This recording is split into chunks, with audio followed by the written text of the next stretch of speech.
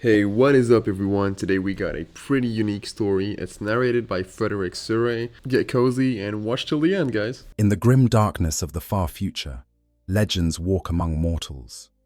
Demigods crafted in laboratories beneath the Himalayan peaks, scattered across the galaxy by malevolent powers, each destined to reshape entire star systems. We speak, of course, of the Primarchs, the Emperor's sons, beings of terrible beauty and devastating power. Names like Guilliman, Sanguinius, and the Lion echo through the halls of imperial history with the weight of monuments. Their deeds are carved into the very bedrock of the Imperium's mythology. But there exists one whose story deserves far more attention than it receives. One who operated not in the blinding light of glory, but in the quiet spaces between shadows. One whose tactical brilliance was matched only by his unshakable commitment to justice. One whose fate would become one of the most haunting mysteries in all of 41st Millennium lore. His name was Corvus Corax, the Raven Lord, the Deliverer, the Liberator, the Master of the 19th Legion, the Raven Guard, and he may be the most underrated Primarch in all of Warhammer 40,000. When fans discuss the greatest warriors among the Emperor's sons, certain names dominate the conversation. They speak of Sanguinius, the angel who held the Eternity Gate against the Warmaster himself. They recount the tactical genius of Guilliman, who literally wrote the book on how Space Marines should wage war. They remember the loyal Rogel Dawn, defender of Terra, or the savage Leman Russ, the Emperor's executioner. These are the Primarchs who command attention, whose exploits fill entire book series, whose returns to the 41st Millennium shake the galaxy to its foundations. But Corvus Corax, he remains shrouded in shadow, even in discussion. His achievements are acknowledged, but rarely celebrated. His philosophy is profound, but seldom explored. His fate is one of the most intriguing among all the Primarchs, yet it receives a fraction of the attention lavished upon his brothers. This is the great irony of the Raven Lord, a Primarch whose entire existence was dedicated to being unseen, unheard, striking from darkness and vanishing before the enemy could retaliate, has become unseen even in the meta-narrative of the setting itself. This oversight represents a tremendous loss for those who would understand the full scope of the Horus heresy and the tragedy that followed. And because Corvus Corax's story contains everything that makes Warhammer 40,000 so compelling. It has the revolutionary spirit of justified rebellion against tyranny. It showcases tactical and strategic brilliance of the highest order. It explores the terrible price of leadership and the burden of impossible choices. It delves into questions of identity, of nature versus nurture, of how close nobility stands to monstrosity when circumstance shifts beneath one's feet. And it culminates in a transformation so profound, so metaphysically significant, that it reveals fundamental truths about the Primarchs themselves and the dark powers that oppose them. Over the course of this exploration, we're going to examine every facet of Corvus Corax's existence, from his discovery among the slaves of Lycaeus to his transformation into something far beyond mortal comprehension. We'll walk the path of his revolution, fight alongside him through the Great Crusade, suffer with him through the betrayal at Istvan V, watch in horror as his desperate attempt to rebuild his shattered legion goes catastrophically wrong, and follow him into the very eye of terror itself, where he hunts demon Primarchs through impossible dimensions. We'll analyze his character, his philosophy, his relationships with his brothers and his sons. We'll examine his combat prowess, both as a mortal Primarch and as the shadow demon he would become, and we'll make the case for why this quiet, brooding warrior philosopher deserves to stand alongside the most celebrated of the Emperor's gene-crafted sons. But to understand Corvus Corax, to truly grasp what makes him exceptional, we must begin where all Primarch stories begin, not with glory or conquest, but with a child alone on an alien world, surrounded by darkness and suffering. We must begin in the nightmare of Lycaeus. Origins, the deliverer of deliverance. Picture, if you will, a world of absolute despair. Not a planet, but a moon. Airless, barren, its surface scarred by millennia of industrial extraction. Lycaeus, orbiting the forge world of Kievar, existed for a single purpose: to feed the insatiable hunger of the factories below, to provide the minerals and ores that kept Kievar's production lines running without pause. And the labor force that made this possible? They were prisoners. Criminals, certainly, but also political dissidents. Workers who had failed to meet their quotas. Anyone deemed inconvenient by the tech guilds that ruled Kievar with absolute authority. These weren't workers in any meaningful sense. They were slaves, condemned to spend their lives in the deep tunnels beneath Lycaeus' surface, digging through rock and ore in conditions that would kill an ordinary human within months. The guards who watched over them were heavily armed, brutal, and entirely without mercy. Escape was impossible. The moon had no atmosphere. To step outside the mining tunnels without proper equipment meant instant death. And even within the relative safety of the underground complexes, life was a grinding horror of endless labor, insufficient food, and the constant threat of violence from guards or fellow prisoners alike. Into this hell fell a child. Whilst the Primarchs had been scattered by the Chaos Gods, torn from the Emperor's laboratories beneath the Himalayan mountains, and flung across space and time to distant worlds. Some landed in places of relative comfort or civilization. Guilliman found himself adopted by nobility. The lion grew in a fortress monastery. But Corvus Corax, he arrived in the absolute depths of human suffering. A pale infant with skin like alabaster and eyes dark as coal, discovered by a slave named Nasturi Ephrenia. The prisoners of Lycaeus recognized immediately that this child was no ordinary foundling. His growth was preternaturally rapid, his intelligence far beyond human norms.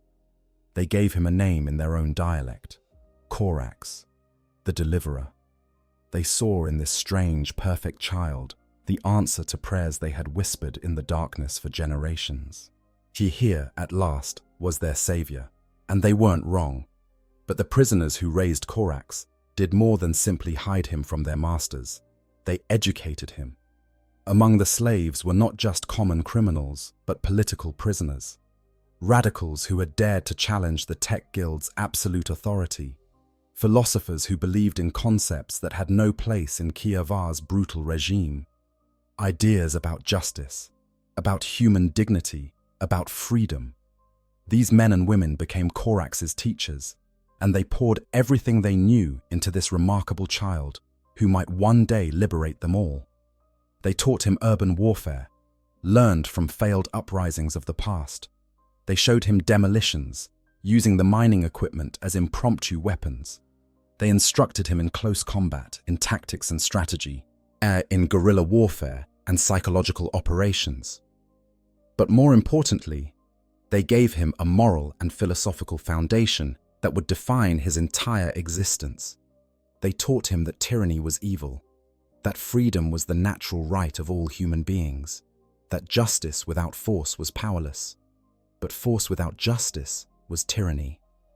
These lessons would echo through everything Corax would do, every decision he would make for the rest of his very long life. As Corax matured with impossible speed, he absorbed all of this and more.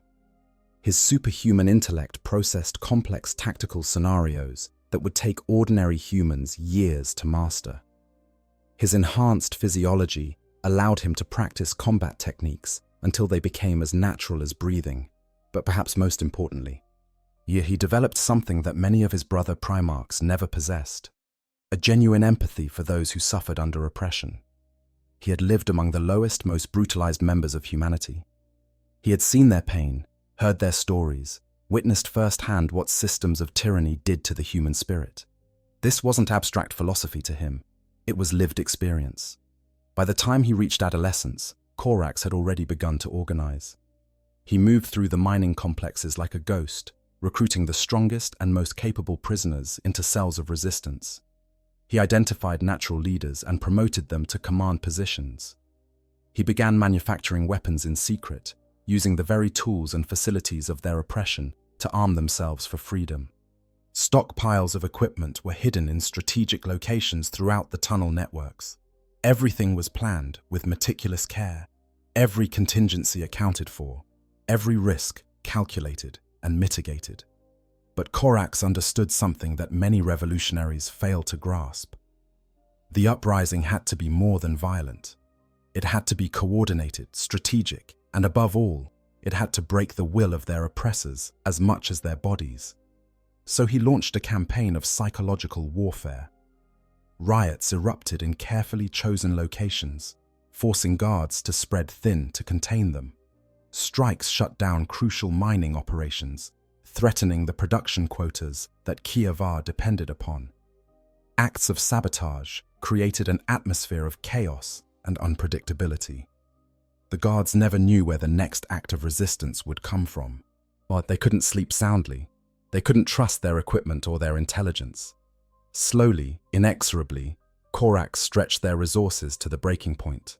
And then, when the moment was perfect, he struck.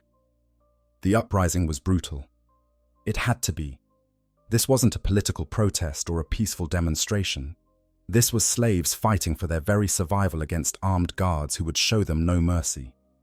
Corax led his freedom fighters through the tunnels, and the violence was terrible to behold. The bloodshed was immense, and not all of those who fought for freedom were good people. Some of the prisoners were murderers, rapists, genuinely dangerous individuals who had been imprisoned for very good reasons. But Corax made a pragmatic calculation that would haunt him later. He needed every fighter he could get. So he recruited even those whose crimes were genuine, on the condition that they never repeat them once freedom was won. The battle for Lycaeus was vicious, desperate, and ultimately successful. The guards were overwhelmed, the prison facilities were taken, and for the first time in countless generations, the slaves of Lycaeus tasted freedom. But their masters on Kievar were not going to accept this rebellion without response. The Tech Guild struck back with overwhelming force. They sent armed contingents to Lycaeus, expecting to crush this slave revolt as they had crushed all others before it. They had the weapons, they had the training, they had the resources. What they didn't have was Corvus Corax. The Primarch was ready for them. He had anticipated their response, prepared for their tactics, and when they arrived, he demonstrated why Primarchs were more than just physically superior beings. They were tactical geniuses, each in their own way. Corax fought a guerrilla campaign that his teachers on Lycaeus had taught him, but elevated to an art form by his superhuman abilities. He ambushed the Kievaran forces in the confusing tunnel networks. He crushed their supply lines. He used hit-and-run tactics that left them constantly off balance, never able to bring their superior firepower to bear effectively. And then Corax made a decision that would define his character for all the ages to come. A terrible, necessary decision that showed he understood the brutal calculus of war. He took 5 atomic mining charges and loaded them onto small transport shuttles. These shuttles were sent through the gravity wells that connected Lycaeus to Kievar, and each one carrying a nuclear payload aimed at one of the 5 biggest cities on the planet below. The explosions were catastrophic. Thousands died in an instant.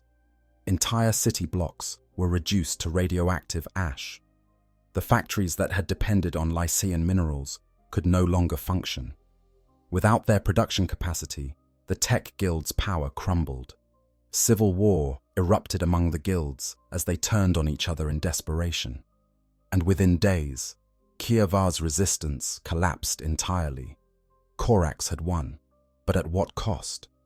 He had killed thousands to free millions.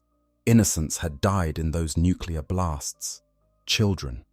Workers who had nothing to do with the oppression of Lycaeus. People whose only crime was living in the wrong city at the wrong time. This knowledge weighed on Corax. He understood that in war, while sometimes the innocent must suffer for the greater good. It was a lesson the Emperor himself knew all too well, a lesson every leader must eventually confront. But understanding the necessity of an action doesn't make it hurt any less. The freed slaves of Lycaeus celebrated their liberation. by renaming their home. No longer would it be called by the name their oppressors had given it. From that day forward, it would be known as deliverance, a monument to their freedom, a reminder that tyranny could be overcome. And standing at the center of this revolution was their deliverer, Corvus Corax, pale as death, with eyes like bottomless pits, and a mind that could see through the darkness to the dawn beyond. It was into this newly freed world that the Emperor of mankind arrived. The meeting between father and son is shrouded in mystery. Well, we know they sequestered themselves for more than a day, speaking of matters that were never recorded for posterity. What did they discuss? What did the Emperor tell Corax about his true nature? About the destiny that awaited him among the stars? What did Corax ask of his father? Did he demand guarantees about the Imperium's commitment to human freedom? Did he question the morality of the Great Crusade itself? We may never know. But when they emerged, Corax had accepted his role as Primarch of the 19th Legion, the Raven Guard. Deliverance would become his legion's homeworld. The colossal Raven Spire, once the Black Tower where guards had overseen the prisoners of Lycaeus, would be converted into the fortress monastery of the Raven Guard. And the lessons Corax had learned in the tunnels beneath that airless moon would shape how his legion waged war across the galaxy. But one detail of the Raven Spire bears mentioning, because it tells us everything we need to know about Corvus Corax's character. Wing 7 of the tower was left deliberately damaged, blackened by fire. 4,000 inmates had died there during the initial uprising, burned alive when a guard had ordered the main gas line set ablaze as a reprisal measure. Corax decreed that this section would never be repaired.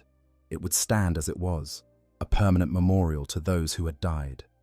A reminder that freedom came at a terrible price, that even in victory there was loss, that the wounds of the past should never be forgotten or erased.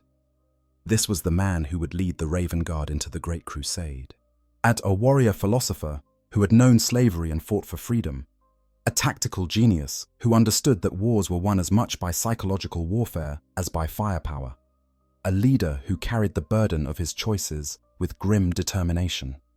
A Primarch who would rather strike from shadow than bask in glory.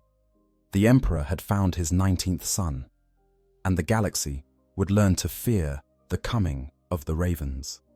The Great Crusade. Shadows across the stars. When Corvus Corax took command of the Raven Guard Legion, he inherited a force that was already well suited to his particular skills and philosophy. The 19th Legion had been recruited primarily from the Xeric tribes of the Asiatic dustfields on Terra, savage yet technologically capable warrior peoples who understood guerrilla warfare and asymmetric combat. They were cunning hunters, patient stalkers who could bide their time until the perfect moment to strike. In many ways, they were already ravens in all but name. But under Corax's leadership, this natural inclination towards stealth and precision warfare was codified into a complete military doctrine. The Raven Guard became something unique among the Space Marine legions. Where other Primarchs led their sons in grand campaigns of overwhelming force, Corax taught his warriors to be surgical, to identify the enemy's weaknesses and exploit them without mercy, to win wars not through attrition or heroic last stands, but through superior intelligence, positioning, and the devastating application of force at exactly the right moment. Corax developed what would become known as the axioms of the Legion's Astartes, philosophical and tactical principles that guided the Raven Guard's approach to warfare. The first axiom of victory stated, "To be other than where the enemy desire you to be. Don't fight on their terms. Don't engage where they're strongest.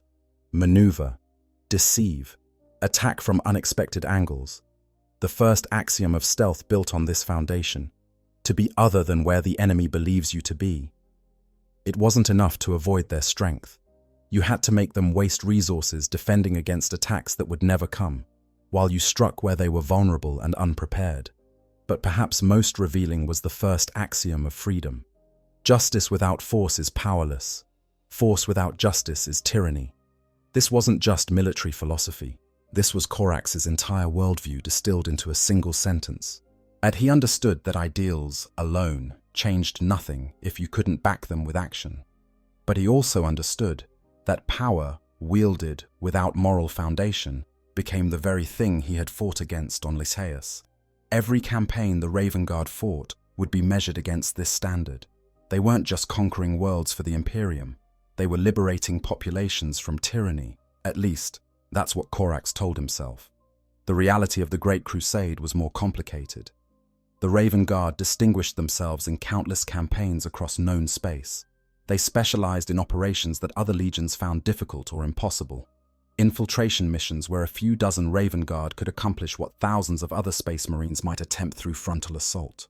These sabotage operations that crippled enemy infrastructure before the main Imperial forces even arrived. Decapitation strikes that eliminated enemy leadership with such precision that their forces crumbled without a shot being fired. Lightning raids that appeared and disappeared so quickly the enemy was left reeling, unsure where to commit their defenses.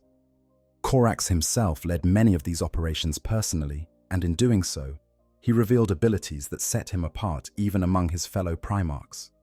He possessed what his sons called the Wraith Slip, or Shadow Walk, a preternatural ability to seemingly meld with shadows, to disappear from view even when standing in plain sight. This wasn't mere stealth or camouflage. This was something deeper, something that hinted at the psychic or even warp-based nature of the Primarchs themselves. But Corax could stand before his enemies and simply vanish from their perception, their minds unable to process his presence even when their eyes could see him.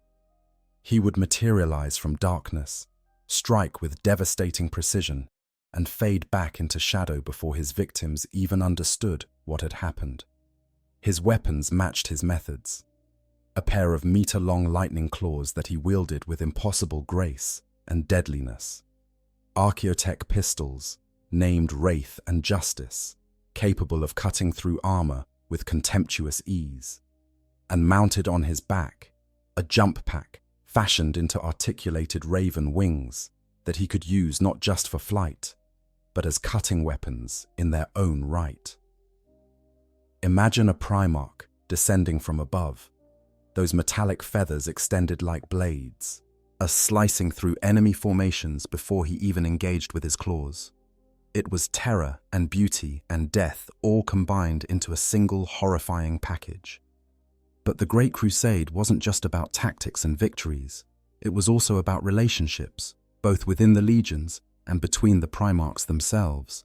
And it was here that we begin to see the first cracks that would eventually lead to tragedy.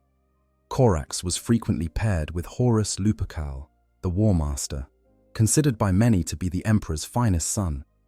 The logic seemed sound. Horus was a master of conventional warfare, of grand strategy and overwhelming force. Corax excelled at unconventional operations, at surgical strikes and asymmetric warfare. Together, they should have been unstoppable. In practice, they clashed constantly. Horus preferred brutal, uncompromising shows of force. When he conquered a world, he wanted everyone to know they had been conquered. He wanted fear and awe to spread before him like a bow wave. He believed in making examples, in demonstrating the overwhelming might of the Imperium so thoroughly that other worlds would capitulate without resistance. This worked for him. It played to his strengths. But it wasn't how Corax operated. Corax believed in precision and restraint. He would rather infiltrate, sabotage, and eliminate key targets than reduce entire cities to rubble. He saw civilian casualties not as unfortunate necessities, but as failures of planning and execution. If you had to kill thousands of innocents to achieve compliance, you hadn't won a war, you'd just committed massacre. Well, this fundamental philosophical difference created tension between the two Primarchs that never fully resolved.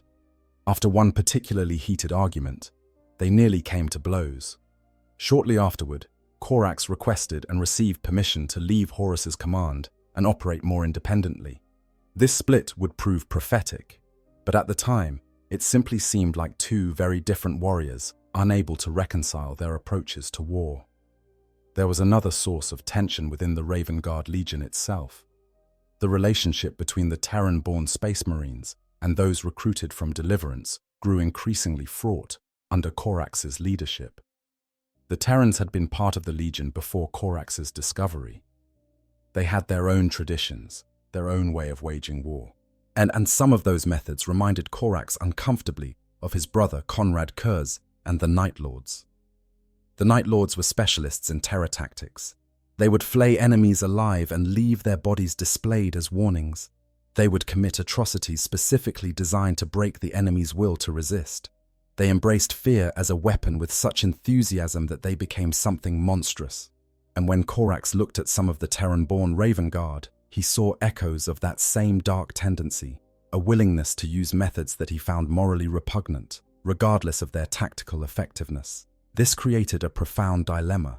Corax wanted to transform the Legion into a force for liberation, not oppression.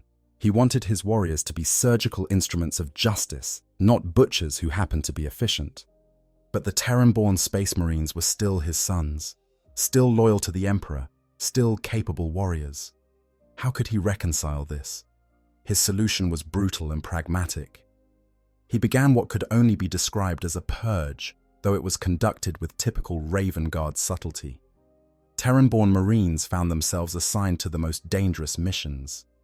Expeditions to the galactic rim, exploration of unexplored space, operations where the likelihood of return was minimal. It wasn't execution by firing squad, but it was death nonetheless. Slow, deliberate, hidden behind the needs of the crusade. This decision would haunt Corax later, because in trying to reshape his legion according to his ideals, he had engaged in the very kind of ruthless calculation that he claimed to oppose. He had decided that some of his sons were expendable, that their lives mattered less than his vision for what the Raven Guard should be. It was a terrible irony. The Liberator sending his own warriors to die because they didn't fit his moral vision. But at the time, Corax justified it as necessary, and the results seemed to prove him right. The Raven Guard became increasingly unified in their methods and philosophy. They became the force he envisioned, liberators who struck from shadow, precision instruments of the Emperor's will, warriors who won campaigns with minimal bloodshed through superior tactics and intelligence. The comparisons to Conrad Kurz continued to plague Corax throughout the Great Crusade. Physically, the two Primarchs were remarkably similar. Both pale-skinned, dark-haired, with eyes that seemed to contain infinite depths. While both had grown up in circumstances of extreme deprivation and suffering. Both had become masters of fear and shadow. But where Kurz had embraced monstrosity, had become a creature of pure terror who reveled in the suffering he inflicted, Corax had retained his humanity. He used fear as a tactical tool, yes, but he never lost sight of the fact that their enemies were still people. He never descended into sadism or cruelty for its own sake. This distinction was crucial to Corax. He saw in Kurz a dark mirror of what he might have become. If his pod had crashed on Nostromo instead of Lycaeus, if he had been raised by killers and criminals instead of political prisoners with ideals, if circumstance had shifted just slightly, he might have become the Night Haunter instead of the Deliverer. This knowledge terrified him on a fundamental level because it suggested that the line between justice and atrocity was thinner than he wanted to believe. For his part, Conrad Kurz came to hate Corvus Corax with a passion that exceeded even his hatred for most of his other brothers. Because every time someone compared them, it was a reminder that Kurz had chosen to become what he was, that his descent into madness and monstrosity wasn't inevitable, that he could have been different, could have been better, if he had wanted to be. Corax represented everything Kurz had rejected, and that rejection burned. But during the Great Crusade, these tensions remained largely beneath the surface. The Raven Guard continued their campaigns of liberation and conquest. They perfected their techniques of stealth warfare, and they earned their reputation as ghosts who struck from nowhere and left only corpses in their wake. And Corvus Corax stood at their head, a pale shadow directing an army of shadows, winning wars before the enemy even knew they were fighting. The Raven Guard Legion numbered approximately 80,000 Space Marines at the height of the Great Crusade. Not the largest of the legions by any means, but every single one was a master of infiltration, sabotage, and precision warfare. They were equipped with the finest stealth technology available to the Imperium. Many wore the Mark VI Corvus pattern power armor, designed specifically with noise reduction and sensor dampening in mind. They carried weapons optimized for silent kills and sudden violence. They were, in every sense, the perfect instrument for Corax's brand of warfare. And then came word that Horus, the War Master himself, had turned traitor. The news shocked the entire Imperium. Horus, the favored son, the one the Emperor had trusted above all others, to lead the Great Crusade in his absence. It seemed impossible, but the evidence was undeniable. Horus had turned against Terra. He had corrupted 3 entire legions to his cause, and he was gathering forces in the Istvan system, preparing for something terrible. Rogel Dawn, Primarch of the Imperial Fists and Praetorian of Terra, organized the response. 7 Space Marine legions would be dispatched to bring the traitor to justice. 3 would form the first wave: the Iron Hands under Ferrus Manus, the Salamanders under Vulcan, and the Raven Guard under Corvus Corax. 4 more would follow shortly after: the Iron Warriors, the Word-Bearers, the Night Lords, and the Alpha Legion. Corax had his doubts. The whole operation felt rushed, poorly planned. But his brother Ferrus Manus was adamant. They couldn't allow Horus time to consolidate his forces or spread his rebellion further. They had to strike now, strike hard, and crush this uprising before it could truly begin. Vulcan and Corax both counseled caution, but Ferrus's grief over his brother Fulgrim's betrayal had made him reckless. He wanted vengeance. He wanted to make Horus pay for tearing apart the dream they had all shared. So the 3 legions made for Istvan V, to the Urgal Depression, to the Killing Fields, to the place that would be forever known in Imperial history as the site of the Drop Site Massacre, and Corvus Corax, master of stealth and shadow, would find himself fighting the kind of frontal engagement he had spent his entire existence learning to avoid. Istvan V. The black sands of betrayal, the black sands of Istvan V stretched out like an ocean of volcanic glass beneath a bruised and angry sky. This was the Urgal Depression, a vast expanse of solidified ash and obsidian, bordered by impassable terrain and protected by void shields and defensive emplacements. It was here that Horus had chosen to make his stand. And it was here that 3 legions of loyalist space marines would drop from the sky to bring him to justice. The tactical situation was dire from the beginning. Reconnaissance had revealed that Horus's forces were heavily entrenched, their defensive network extensive and well prepared. The Iron Hands, Salamanders, and Raven Guard would be attacking prepared positions with roughly equal numbers. Under normal circumstances, attacking fortified positions without overwhelming numerical superiority was tactically unsound. But Ferrus Manus insisted they couldn't wait for the second wave. Every moment of delay gave Horus more time to corrupt more legions, to spread his influence, to make the eventual conflict more costly. Corvus Corax analyzed the situation with the cold logic that had served him throughout the Great Crusade. The odds weren't good, but they also weren't impossible. If they could leverage their combined strengths, coordinate their attacks perfectly, and maintain pressure until the second wave arrived, they might pull off a victory. The Iron Hands would provide the anvil, hammering forward with implacable force. The Salamanders would bring overwhelming firepower and resilience. And the Raven Guard, they would do what they did best: find the weak points, exploit them, create chaos in the enemy's rear areas. But the plan immediately began to fall apart. Ferrus Manus, consumed by rage and the need for vengeance, didn't coordinate with his brother Primarchs as he should have. He led 30 full companies of Iron Hands Terminators in a direct assault on Fulgrim's Emperor's children, determined to personally confront the brother who had betrayed him. You know, I've got to be honest with you here. When I first started diving deep into Corvus Corax's lore, I expected to find just another tactical Primarch with some cool stealth abilities. What I actually discovered was something that genuinely surprised me. This is a character who asks questions that most Warhammer characters never even think about. If bombing those cities was the right call, if the ends really justified the means, if he's becoming the monster he swore to fight against. That's not typical for this setting. And here's what really gets me. In a universe where most Primarchs are basically walking power fantasies, Corax feels real. He fails, he makes mistakes that haunt him, he locks himself in a room for a year because he can't deal with what he's done. That's not weakness, that's actually what makes him compelling. I think that's why he deserves way more love than he gets. He's proved that you can have a character who's both an absolute tactical genius and emotionally complex. You don't have to sacrifice one for the other. The transformation into a shadow demon hunting Lorgar through the warp, that's just the cherry on top of an already fascinating character arc. But anyways, let's get back to the video. This left Vulcan and Corax to manage their own sectors of the battle with less support than they needed. The Salamanders pushed forward into a meat grinder of Death Guard heavy infantry, and the Raven Guard found themselves fighting the Wordbearers and World Eaters in exactly the kind of brutal and grinding combat that their entire tactical doctrine was designed to avoid. To his credit, Corax adapted as best he could. He identified opportunities for lightning strikes and decapitation attacks. He led his forces in hit-and-run assaults that disrupted enemy formations and sowed confusion.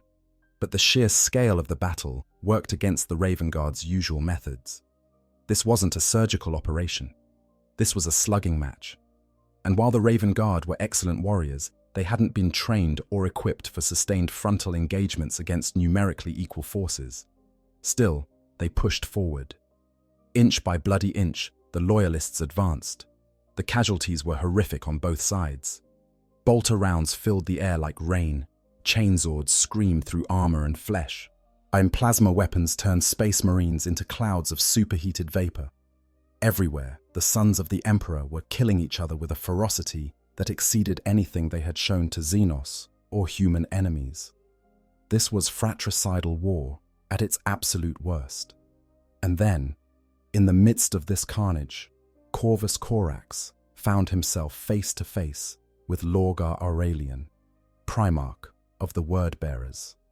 Lorgar had always been one of the more enigmatic of the Primarchs, a seeker of truth and meaning, a spiritual leader who had genuinely worshipped the Emperor as a god before being brutally censured for it. That censure had apparently driven him into the arms of other powers, powers that promised him the cosmic significance and purpose he craved. Now he stood before Corax, and the Raven Lord could see that something fundamental had changed in his brother. There was a darkness in Lorgar's eyes that had nothing to do with shadow. The two Primarchs clashed with a violence that defied description. Lorgar fought with the conviction of a zealot who believed he served higher powers. Corax fought with the cold precision of a warrior who had spent his entire existence perfecting the art of killing. Lightning claws met blessed Crozius. Psychic power crashed against preternatural stealth. These were demigods of war, and when they fought, reality itself seemed to strain under the force of their conflict. And Corax was winning. His claws found gaps in Lorgar's defense, drew blood, drove the Wordbearer back step by step. Lorgar, for all his newfound power and conviction, was fundamentally a scholar, a priest, and a seeker. He had never been the greatest warrior among the Primarchs. Corax, by contrast, had spent his entire life learning to kill efficiently and without hesitation. The outcome seemed inevitable. Corax drove his lightning claws deep into Lorgar's body, impaling the Wordbearer through his chest. For a moment, he stood there, looking into his brother's eyes, seeing shock and pain, and perhaps even regret. One more strike, just one more, and he could remove Lorgar's head from his shoulders. He could kill a traitor Primarch and deal a devastating blow to Horus's rebellion. And then Conrad Kurz hit him like a falling star. The Night Haunter had apparently been watching this duel, waiting for the perfect moment to intervene. Now he came screaming out of the sky, his own lightning claws extended, and crashed into Corax with bone-shattering force. The Raven Lord was torn away from his kill, sent tumbling across the black sand. Kurz didn't stay to fight. He simply gave Lorgar the seconds he needed to retreat, to be pulled back to safety by his Wordbearers. Then, the Night Haunter vanished back into the chaos of the battlefield, leaving Corax to rage at the missed opportunity, but there would be no time to pursue. Because at that moment, the second wave of Loyalist forces arrived, the sky filled with drop pods and landing craft. The Iron Warriors, Word-Bearers, Night Lords, and Alpha Legion had come to reinforce their Loyalist brothers and crush the traitor forces once and for all. The Raven Guard, battered and bloodied, but still fighting, prepared to welcome their reinforcements. Surely, with 7 legions combined, they could overwhelm Horus's forces no matter how well prepared they were. And then the shooting started. But it wasn't aimed at Horus's forces. It was aimed at them. The Iron Warriors opened fire on the Iron Hands. The Word-Bearers turned their guns on the Salamanders. The Night Lords and Alpha Legion fell upon the Raven Guard like wolves on wounded prey. In an instant, the entire tactical situation inverted. The reinforcements weren't reinforcements at all. They were traitors. 4 entire legions had turned against the Emperor, and they had just lured 3 Loyalist legions into a perfectly constructed kill box. The drop site massacre had begun. What followed was slaughter on a scale rarely seen even in the grim darkness of the 41st millennium. The Loyalist forces, already exhausted from the initial assault, found themselves attacked from behind by fresh troops who had all the advantages. The traitor forces had planned this meticulously.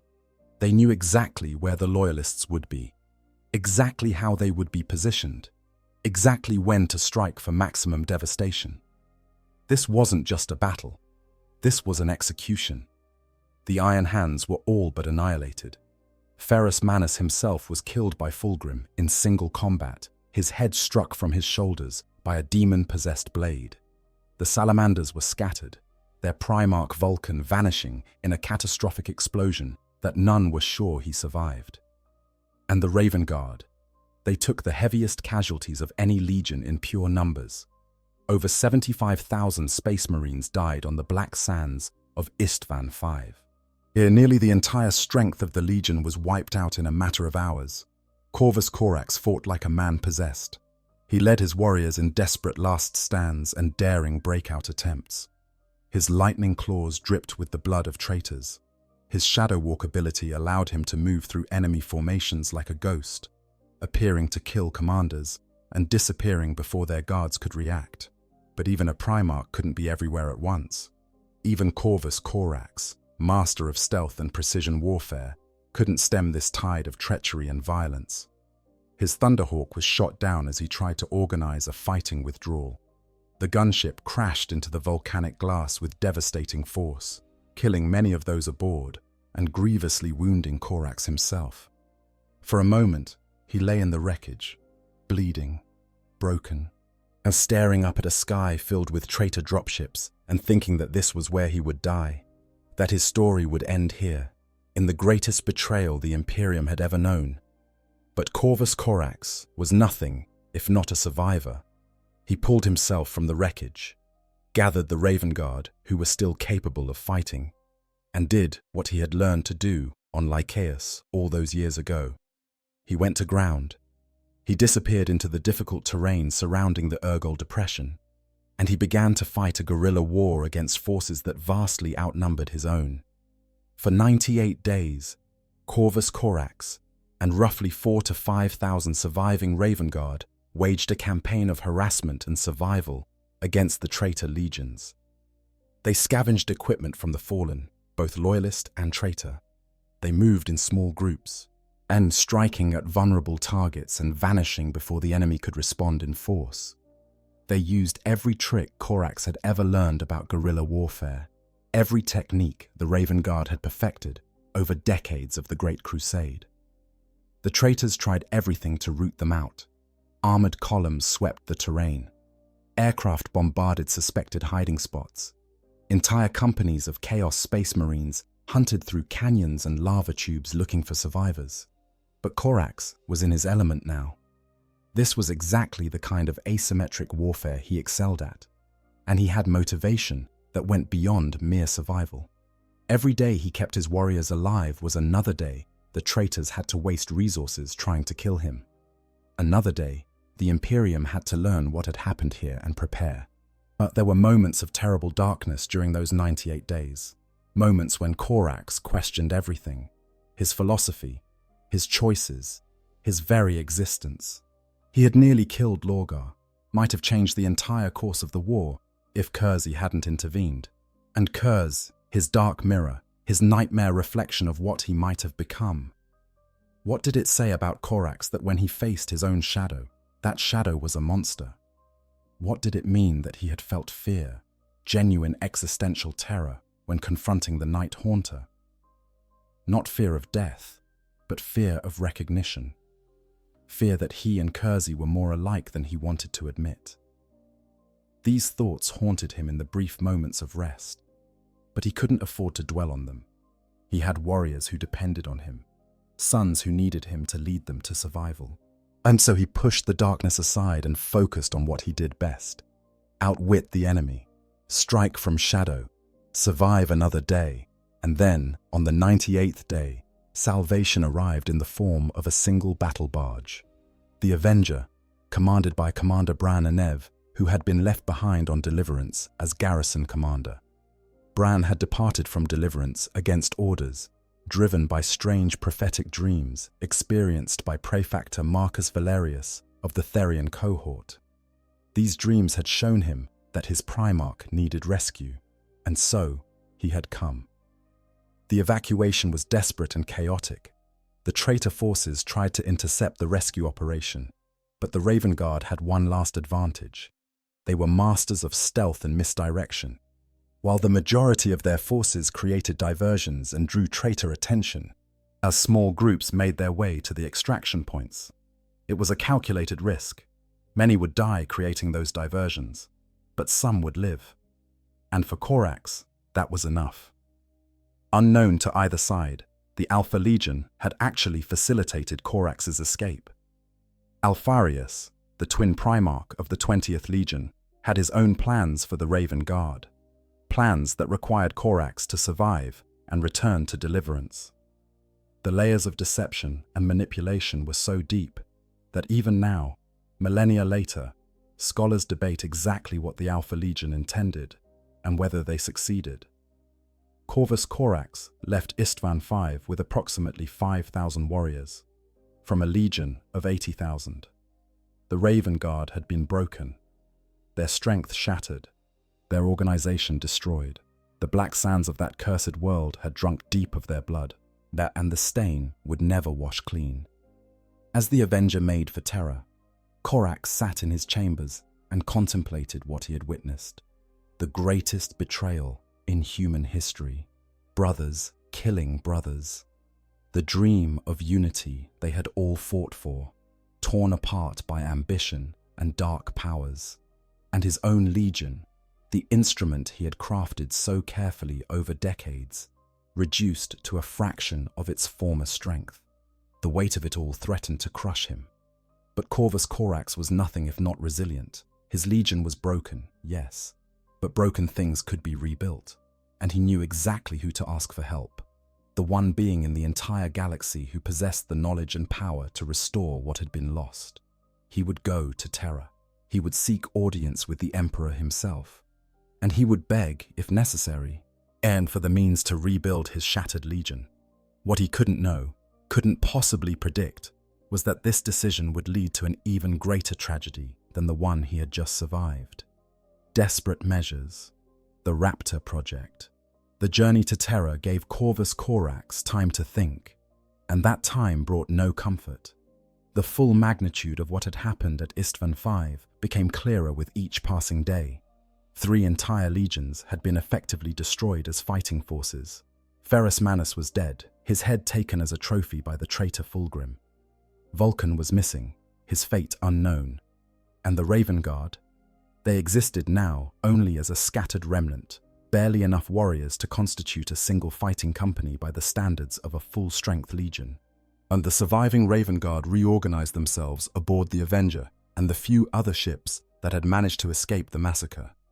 New designations were created to give structure to what remained. Tactical companies became Talons. Assault units were reformed as Falcons.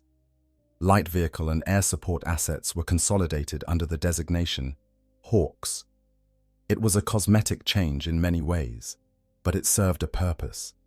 It gave the survivors a sense that they were rebuilding, that they hadn't simply been destroyed. But Corax knew the truth. Without massive reinforcement, the Raven Guard would never again be a significant military force. And with the Imperium torn apart by civil war, there was no way to recruit and train new Space Marines at the rate needed to replace what had been lost. Normal Space Marine creation took years. Even under the best circumstances, with ideal recruits and perfect conditions, transforming a human aspirant into a full Astartes was a lengthy process involving surgical implantation of 19 specialized organs, chemical conditioning, psychological indoctrination, and intensive training. The Raven Guard didn't have years. They had weeks, maybe months, before Horus's rebellion spread so far that it couldn't be stopped, which is why Corax went to Terra with a desperate plan already forming in his mind. The Emperor had created the Primarchs, had crafted them from his own genetic material combined with powers and knowledge that went beyond normal science. If anyone knew how to accelerate the Space Marine creation process, it would be him. If anyone possessed the technology and expertise to rebuild the Raven Guard in time to make a difference, it would be the master of mankind. Reaching Terra was its own challenge. Warp storms raged throughout the galaxy, making travel difficult and dangerous. The journey took far longer than it should have. But eventually, the Avenger arrived in the Sol system and made for Holy Terra itself. Corax sent the rest of his fleet back to Deliverance with orders to begin recruiting new aspirants and preparing for whatever would come next. He himself went down to the Imperial Palace, requesting immediate audience with the Emperor. He was denied. The Emperor was engaged in a project of absolutely critical importance, a desperate attempt to create a human-made corridor into the Elder Webway that would free humanity from dependence on warp travel. As this project had consumed most of his attention, even before Horus's rebellion.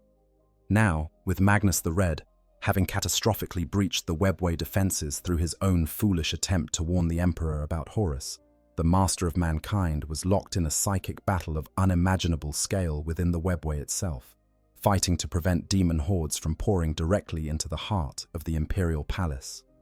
Rogel Dawn and Malkador, the Sigillite, both opposed Corax's request for different reasons. Dawn believed that the Raven Guard should be disbanded, their remaining warriors distributed among other legions where they could still serve. Better to salvage what they could rather than waste resources trying to rebuild a shattered legion. Malkador worried about what Corax might do with the knowledge he sought, what risks he might take in his desperation. But Corax was insistent, and in the end, the Emperor responded not with words, but with a psychic communion. In that moment of connection, the Emperor looked into his son's mind and saw the desperation there, the guilt, the grief, the consuming need to rebuild what had been broken, to prove that the Raven Guard could still make a difference in the war to come. And he saw that Corax's intentions were pure, driven by loyalty and determination rather than ambition or darkness. So the Emperor granted what Corax asked for, not directly, not through personal intervention, but through psychically implanted instructions. He showed Corax where to find what he needed, a hidden laboratory deep beneath the Imperial Palace, a facility that contained the genetic secrets used to create the Primarchs themselves, and specifically, a sample of undifferentiated Primarch genetic material, the base template from which all 20 Primarchs had been crafted. But the Emperor also warned Corax that this knowledge came with terrible risk. The texts that explained how to use this material had been sealed under the most dire warnings.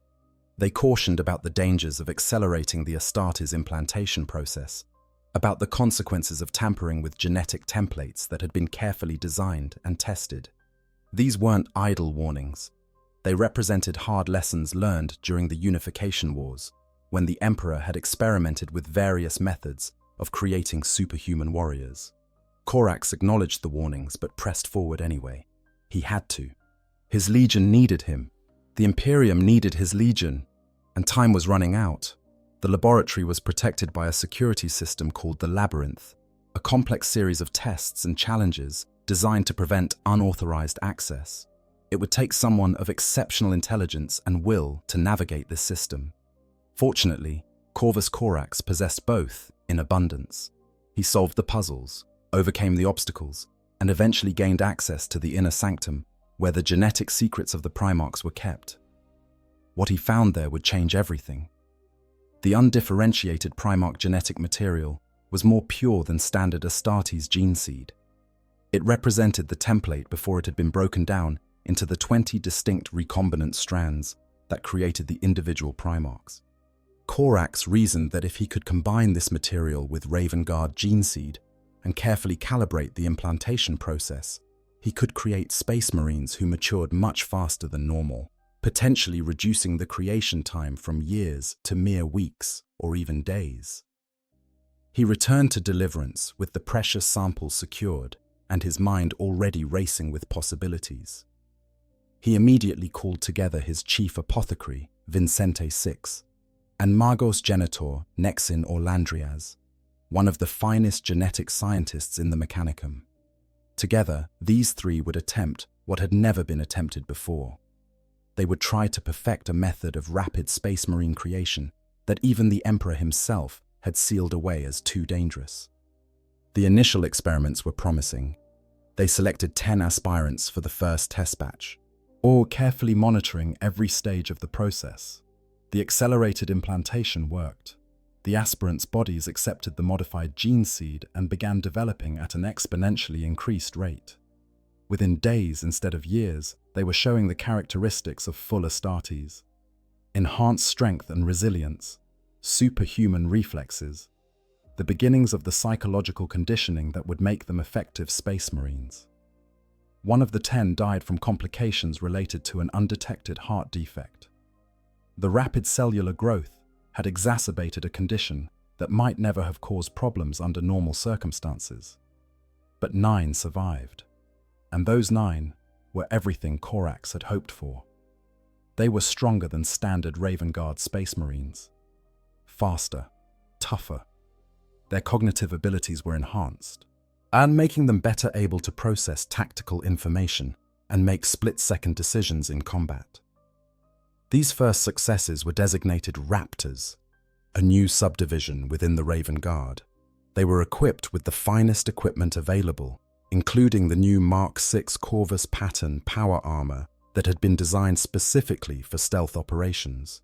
And when they were tested in combat for the first time against a word-bearer's listening post, they performed flawlessly. The future of the Ravengard looked bright. Corax expanded the program. 500 more aspirants received the enhanced gene seed, and the results were even better than the first batch.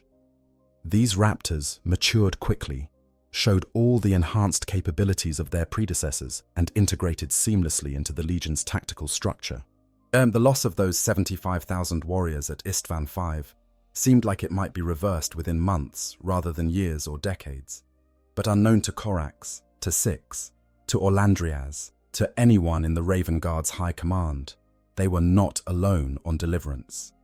The Alpha Legion had infiltrated the Ravengard during the Dropsite massacre itself.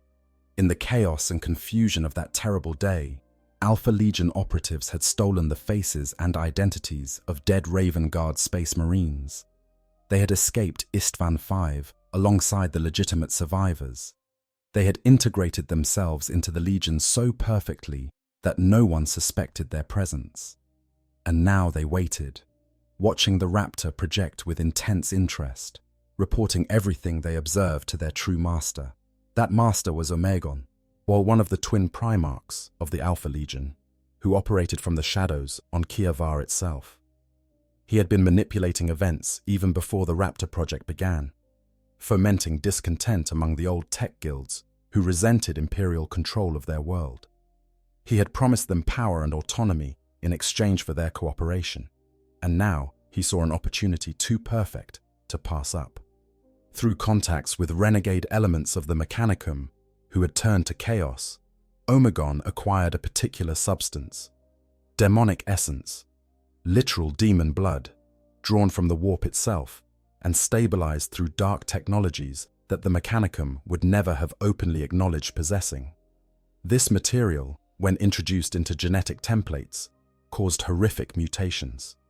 Transformations that turned human flesh into something monstrous and uncontrollable. The Alpha Legion infiltrators waited until the perfect moment. When the first batches of raptors had proven successful, when Corax's confidence in the project was at its peak, when the Raven Guard were preparing to scale up production even further, then they struck. The sabotage was subtle and devastating. They introduced the demonic essence into the genetic template being used for the newer batches of raptors. Not enough to be immediately obvious. Not enough to trigger alarms during the initial quality control tests. Just enough to corrupt the gene seed in ways that wouldn't manifest until after implantation. The next wave of aspirants received the corrupted gene seed and began their transformation. Initially, everything seemed normal. They developed at the accelerated rate, showed the enhanced capabilities, responded to the initial rounds of conditioning and training. But then the mutations began. Scales erupted from skin, bones elongated and twisted into unnatural configurations. Horns sprouted from skulls, tails grew from spines. Some developed multiple eyes or limbs in wrong places. Others became masses of writhing flesh that barely retained any human shape at all. The aspirants screamed as their bodies betrayed them, transforming them into the very kind of monsters the Imperium fought against. The horror wasn't just physical. These were young men who had volunteered to become space marines, to defend humanity and uphold the ideals of the Imperium. They had endured the initial stages of transformation, had begun to think of themselves as Raven Guard, as sons of Corax, and now they were turning into abominations. Some retained enough cognition to understand what was happening to them, to beg for death rather than continue existing as monsters. Corax was devastated. His desperate attempt to rebuild his legion had instead created a nightmare. The apothecaries scrambled to understand what had gone wrong, but the corruption was subtle enough that it took time to identify the source. Meanwhile, more aspirants continued to transform. Hundreds of them, each one representing not just a failed experiment, but a life destroyed, a warrior lost, a son betrayed by the very process meant to save him. The search for answers eventually led to the discovery of the Alpha Legion infiltrators. One of them was finally identified during a routine sparring session when an aspirant who had received uncontaminated gene seed defeated an Alpha Legionnaire who had assumed the identity of a Raven Guard sergeant. The imposter's fighting style was wrong, his reactions too perfect, his techniques inconsistent with Raven Guard training. When confronted, he attempted to flee and was killed in the pursuit. Analysis of his genetic material confirmed he was not, in fact, a member of the 19th Legion. This discovery triggered a frantic investigation. How many infiltrators were there? How long had they been operating? How deep did the corruption go? The answers were terrifying. Multiple Alpha Legion operatives were identified and purged, but questions remained about whether they had eliminated all of them. Yet the paranoia this created was almost as damaging as the infiltration itself, eroding trust within the Legion at precisely the moment when unity was most needed. And then, Omegon made his move. Coordinating with renegade tech guild forces on Kievar, he launched an assault on Raven Delve, the facility where the Raven Guard stored their remaining gene seed stocks. His goal was twofold. First, to steal the remaining samples of the pure Primarch genetic material that Corax had brought from Terra. Second, to destroy the Raven Guard's gene seed reserves entirely, ensuring that even if they survived the heresy, they would never recover their strength. The Battle of Raven Delve was desperate and chaotic. The attackers brought significant force, including an Imperator-class Titan and multiple Warhound scouts. But the Raven Guard defensive emplacements were formidable, and they fought with the fury of those defending everything they had left. The battle raged through the facility, destroying laboratories and killing personnel on both sides. Commander Branenev begged Corax not to personally participate in the defense. He argued that if Ravendelve was overrun, he was prepared to destroy the entire facility rather than let the gene seed fall into enemy hands. But Corax's presence would make him hesitate to give that order, potentially allowing the enemy to succeed. It was a brutal calculation. Choose between preserving the gene seed or preserving their Primarch, but not both. Corax listened to the voice of his most trusted commander and realized what he was being told. He was seeing echoes of Conrad Kurz in himself, or his obsession with rebuilding the Legion at any cost was consuming him the way hatred had consumed the Night Haunter. If he couldn't step back, couldn't trust his warriors to do their duty without him, then he had already lost everything that mattered. So he stayed at Ravenspire while his sons fought to save their future. In the end, it was the mutated raptors themselves who prevented total disaster. These warriors who had been transformed into monsters, who had every reason to be bitter and resentful, chose to fight for their legion one last time. Chief Apothecary Vincente VI, dying from wounds inflicted by Alpha Legion infiltrators, tasked them with saving the gene seed stocks. And they did. They fought with a courage and determination that transcended their physical corruption, and proving that beneath the scales and horns and twisted flesh, they were still Raven Guard, still loyal sons of Corax. The gene seed was saved, but the cost was terrible. Vincente VI died from his wounds. The facility was heavily damaged, and Omegon succeeded in stealing samples of the Primarch genetic material, spiriting them away for whatever dark purposes the Alpha Legion intended. The Raven Guard had prevented total catastrophe, but only barely. Corax was left with an impossible situation. He had hundreds of mutated raptors, warriors who had volunteered in good faith, who had been betrayed by sabotage beyond their control, who now existed as monsters through no fault of their own. Some were still sane, still loyal, still wanted to serve. Others had degraded to the point where they were barely sapient, driven by instinct and rage rather than reason. What he did next defined his character perhaps more than any battle or victory ever could. He personally granted the Emperor's peace to every single mutated raptor. One by one, he went to them. He looked each one in whatever passed for their eyes. He acknowledged their service and their sacrifice. He thanked them for their loyalty. And then he killed them. Quickly, mercifully, but he killed them. Because that was his responsibility as their Primarch. To do what needed to be done, no matter how much it hurt. To carry the burden of these terrible necessities so that others wouldn't have to. The smooth raptors, those who had been created before the sabotage and showed no signs of mutation, were allowed to continue serving. They would eventually become the core of the Raptors chapter, or one of the Raven Guard's successor chapters founded during the Second Founding. They were living proof that Corax's vision had merit, that rapid space marine creation was possible under the right circumstances, but they were also a reminder of how terribly wrong it had gone. After he finished executing the mutated raptors, Corvus Corax locked himself in his chambers at Ravenspire. For a year, he saw no one, spoke to no one. He sat alone with his grief and guilt, contemplating what he had done and what it meant. He had tried to play the Emperor's role, manipulating genetics and accelerating processes that should never have been rushed. And he had created monsters, hundreds of them, young men who had trusted him, who had volunteered to serve, who had been destroyed by his hubris and desperation. The weight of it was almost unbearable. But Corvus Corax was nothing if not resilient. After that year of solitude, he emerged with a new purpose. The Raven Guard would continue to fight in the heresy. They would make a difference with the forces they had, however limited. And when the war was over, when Horus was defeated and the Imperium secured, then Corax would seek atonement for what he had done.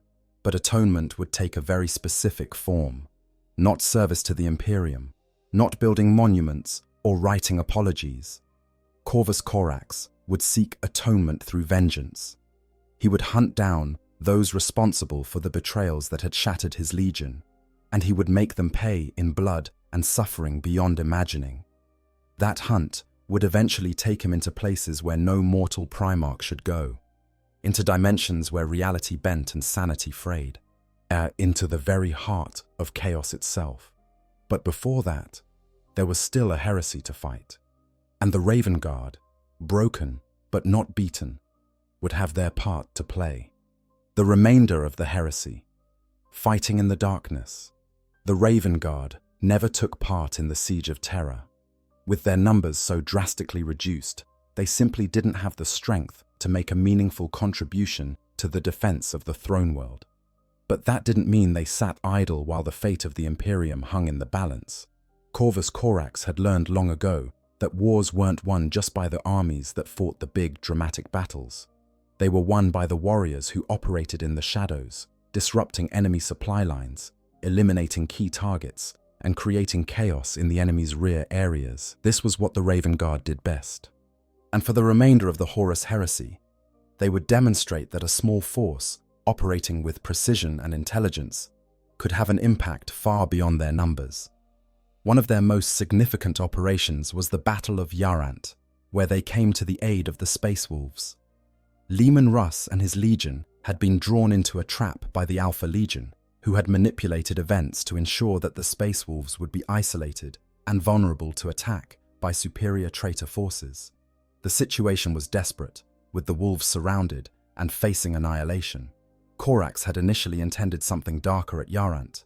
He had come to this battle prepared to make a final stand alongside Russ, to deploy all of his remaining mutated raptors in a desperate last battle where they could die with honor and their existence would be explained away as a tragedy of war.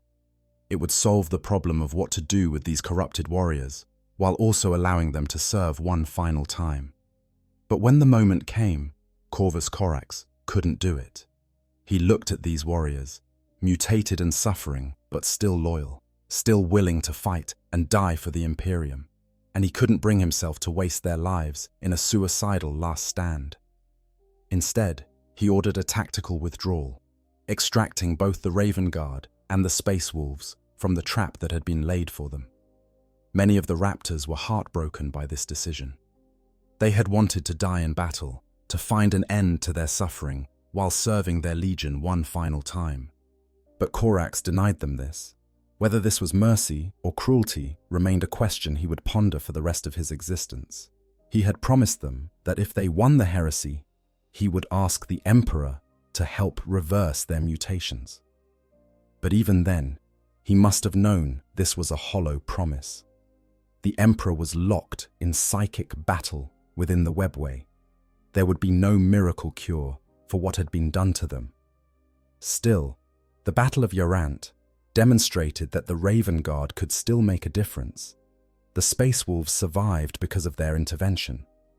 Leman Russ himself acknowledged the debt, though the Wolves were reportedly disturbed by the appearance of the mutated raptors. Those afflicted by the curse of the Wolfen recognized something of their own struggle in these corrupted Space Marines. But the broader Space Wolf ranks were less understanding.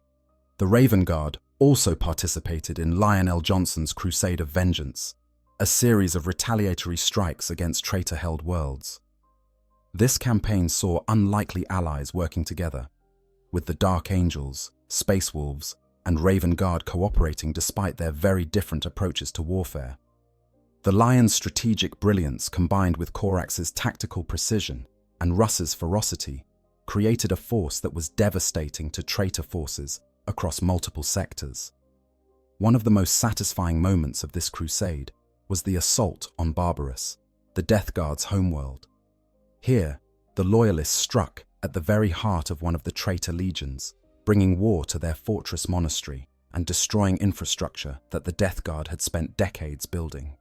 It was a symbolic victory as much as a tactical one, demonstrating that the traitors were not invulnerable, that their homes could be violated just as they had violated Istvan. Throughout all of these operations, Corax operated with a level of operational security that bordered on paranoia. He kept the mutated raptors hidden from most Imperial forces, understanding that their existence could be misinterpreted as evidence of corruption within the Raven Guard itself. This need for secrecy limited his options and occasionally created friction with his allies. But Corax judged it necessary. The raptors had suffered enough without becoming objects of suspicion and fear. As the heresy ground toward its conclusion, the toll on Corvus Corax became increasingly evident to those who knew him well. The weight of command, and combined with the guilt over the Raptor project and the memories of Istvan V, was crushing him by degrees. He became more withdrawn, more isolated from his sons. Where once he had been their liberator and inspiration, now he seemed distant, haunted by ghosts only he could see. The final act of mercy came after the war ended. With Horus defeated and the Imperium secured, Corax had no more excuses, no more delays. He had made a promise to the mutated raptors, a promise he knew he couldn't keep. So instead, he gave them the only thing he could: peace. He personally executed each one of them. Those who were still sane understood why. They thanked him for finally releasing them from their suffering. Those who had degraded beyond reason died quickly, their torment ended. It was a grim and lonely task, carried out without witnesses, without ceremony. Just a Primarch and his failed sons, saying goodbye in the only way left to them. After it was done, after the last mutated raptor had been granted the Emperor's peace, Corvus Corax locked himself in his chambers at Ravenspire once more. For a year, he spoke to no one. The Raven Guard waited, uncertain whether their Primarch would ever emerge, whether the weight of what had happened had finally broken him.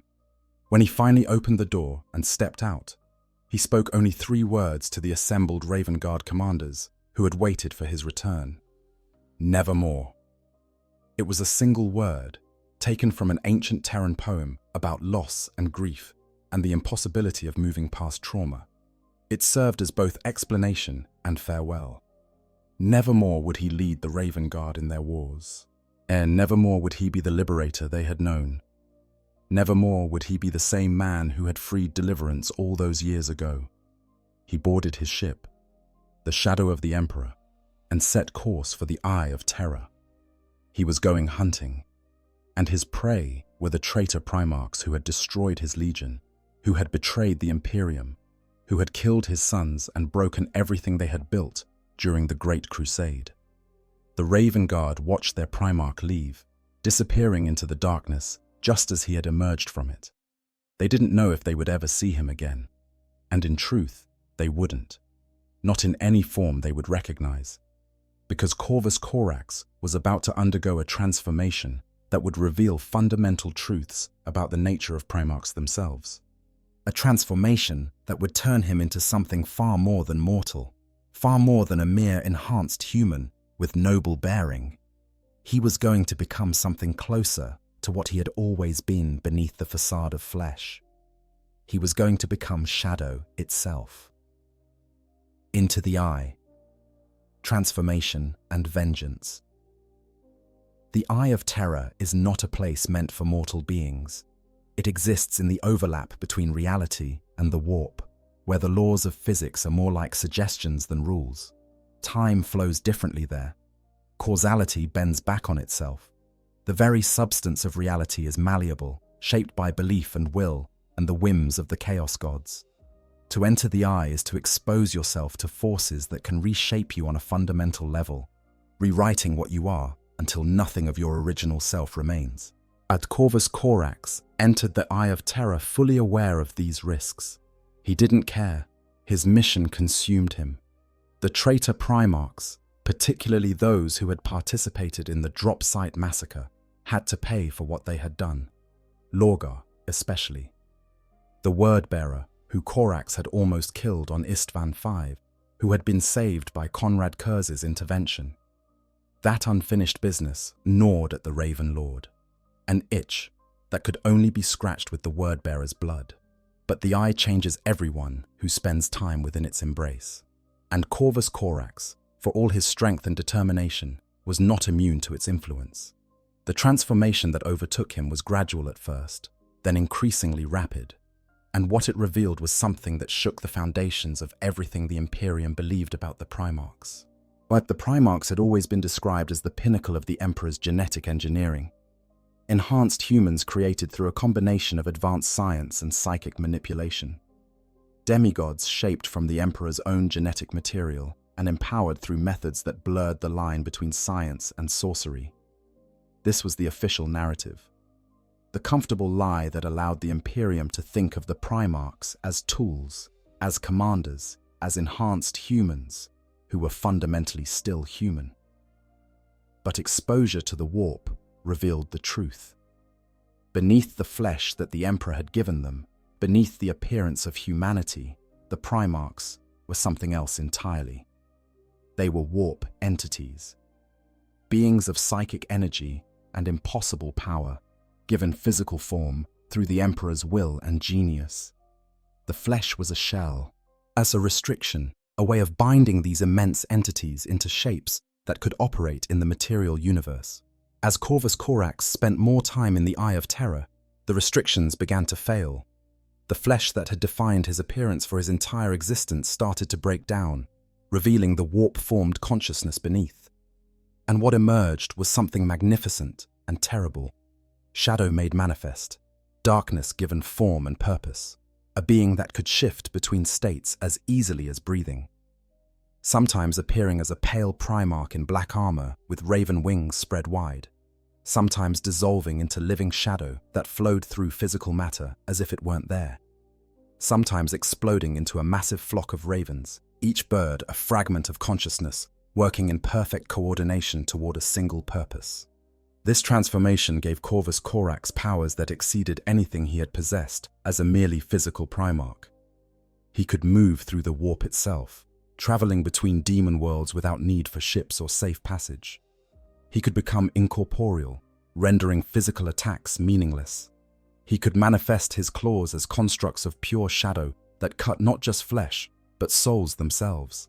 He became exactly what he had always represented metaphorically: the darkness that strikes from nowhere, the death you never see coming, the shadow that bleeds your life away before you understand you've been wounded.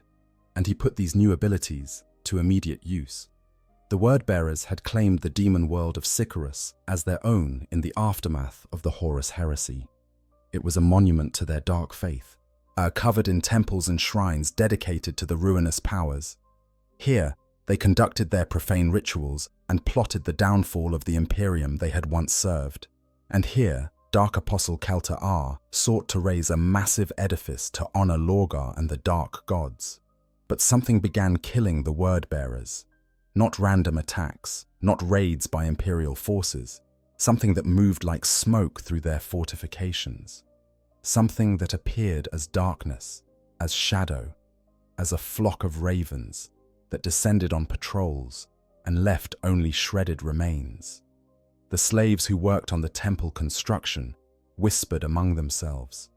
They said it was a shadow that killed, that it rose up without warning and tore apart the Word-Bearers who oppressed them. Some even dared to hope that it was an avatar of liberation, has come to free them from bondage just as their enslaved ancestors on distant Lycaeus had once been freed. They weren't entirely wrong. Corvus Corax had come to Sycharis with a simple mission: kill Word-Bearers, as many as possible, as brutally as necessary.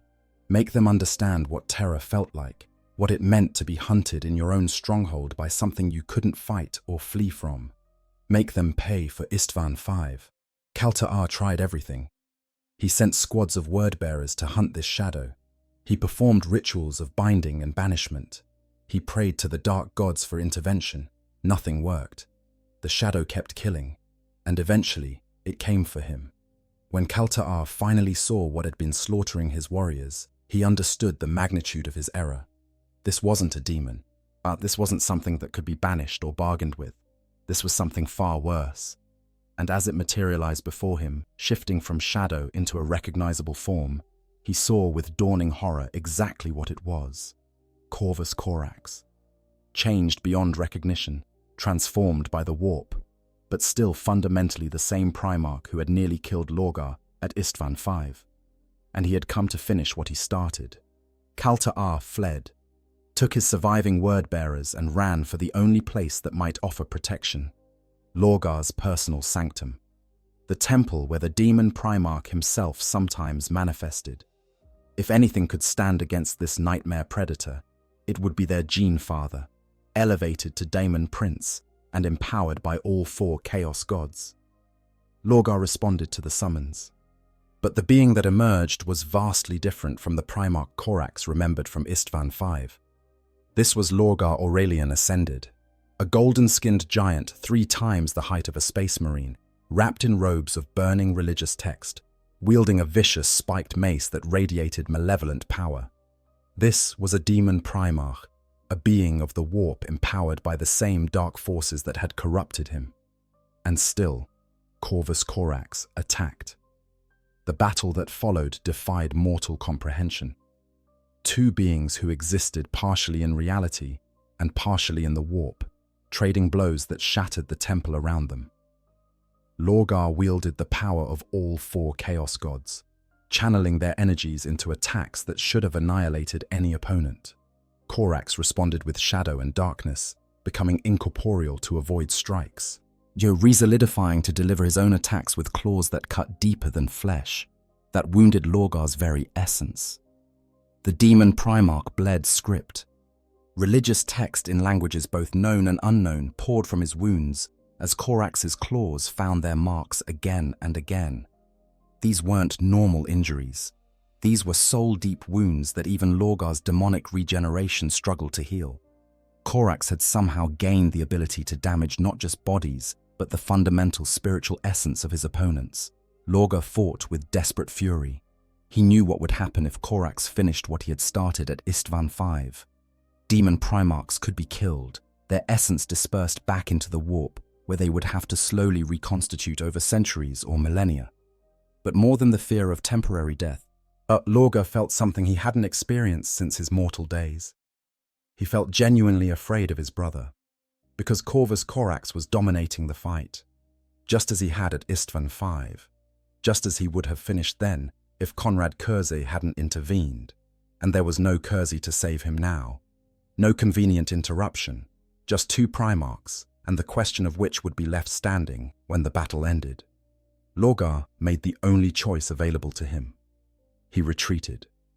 Using his connection to the warp, he opened a portal and fled through it, sealing it behind him and leaving Kalta'ar and the remaining word-bearers to whatever fate Corax intended.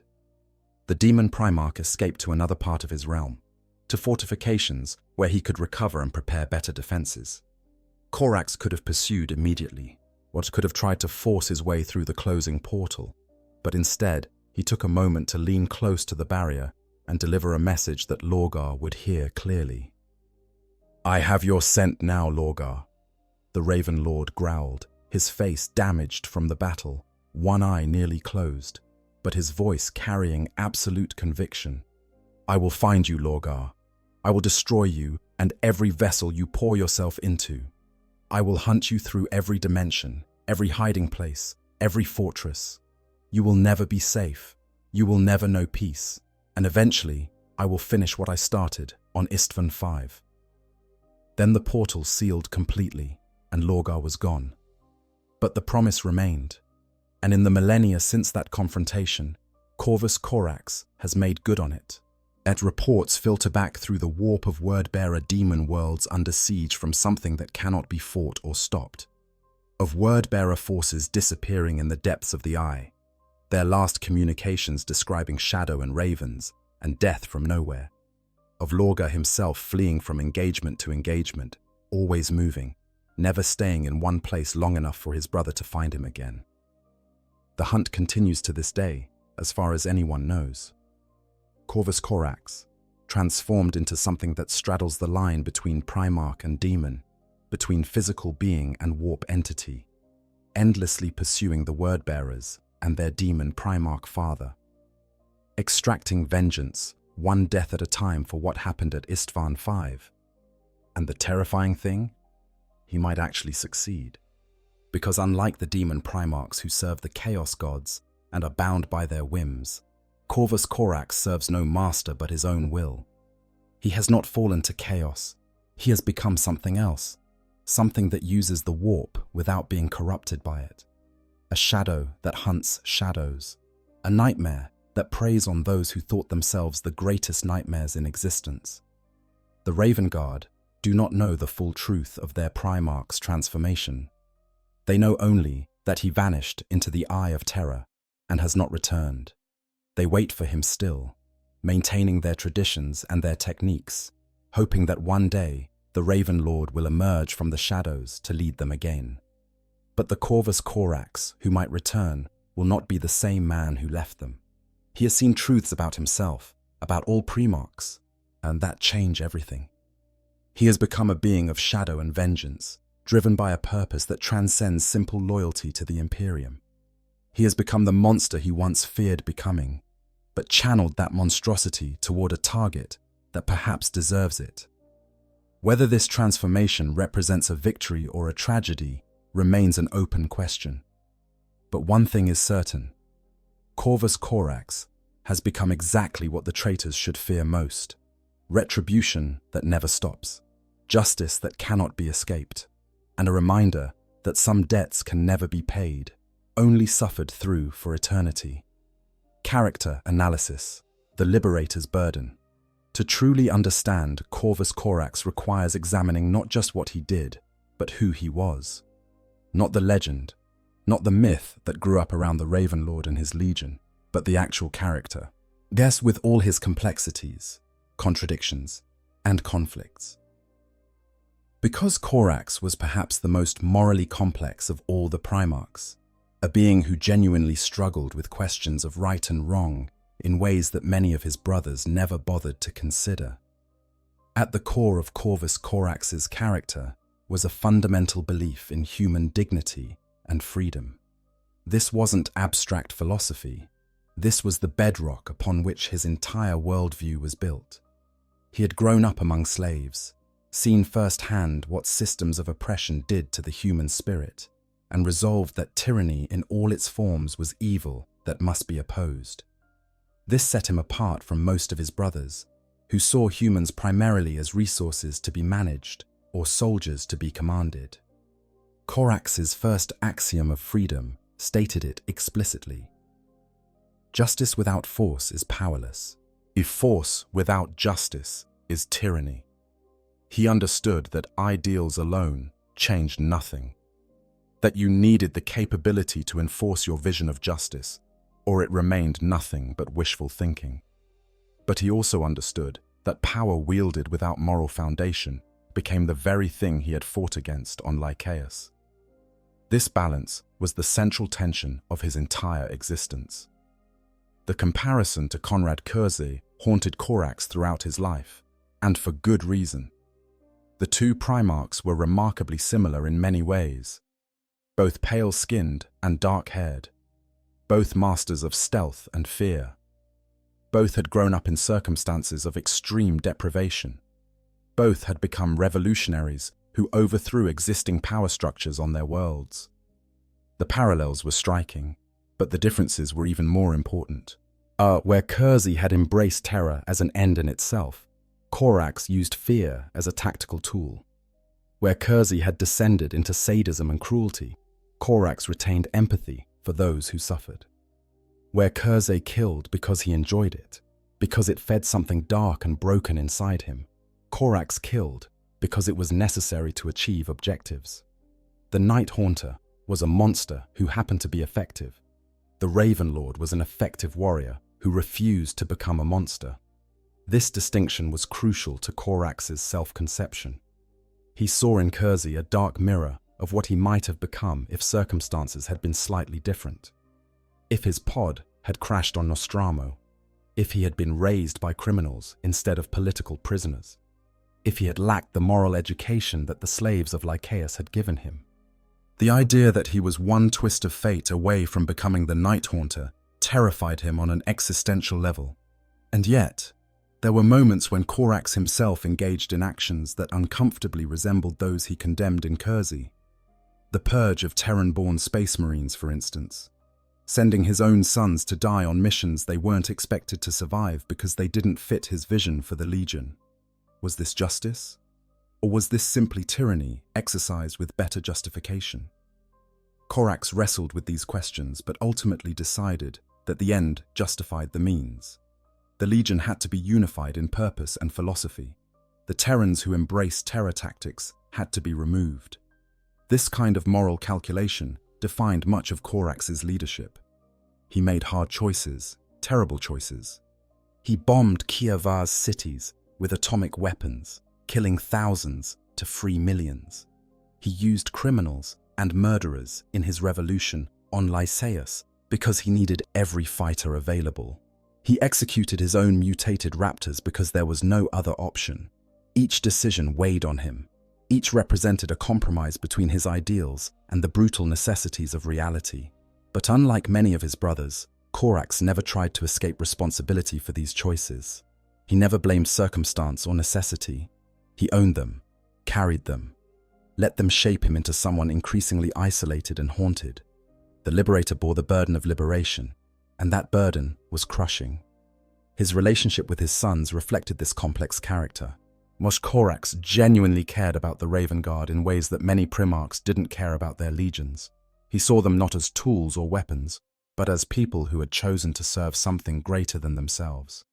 He mourned their losses. He felt responsible for their welfare. When they died, part of him died with them.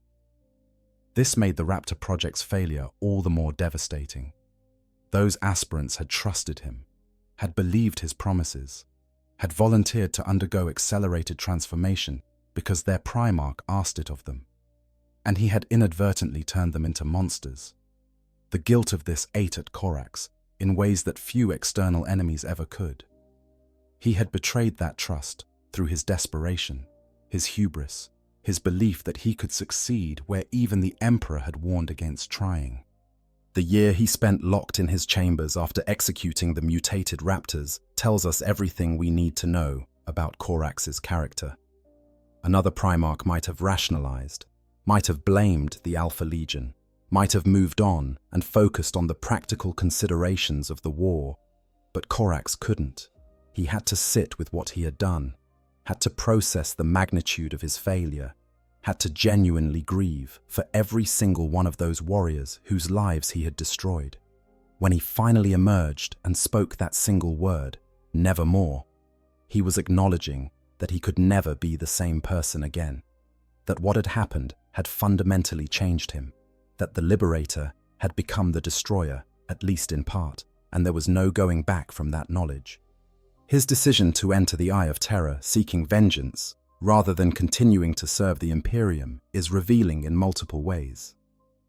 On one level, it represented a rejection of normal duty and hierarchy. Corax wasn't asking permission, wasn't coordinating with Imperial authorities. He was simply leaving to pursue his own agenda.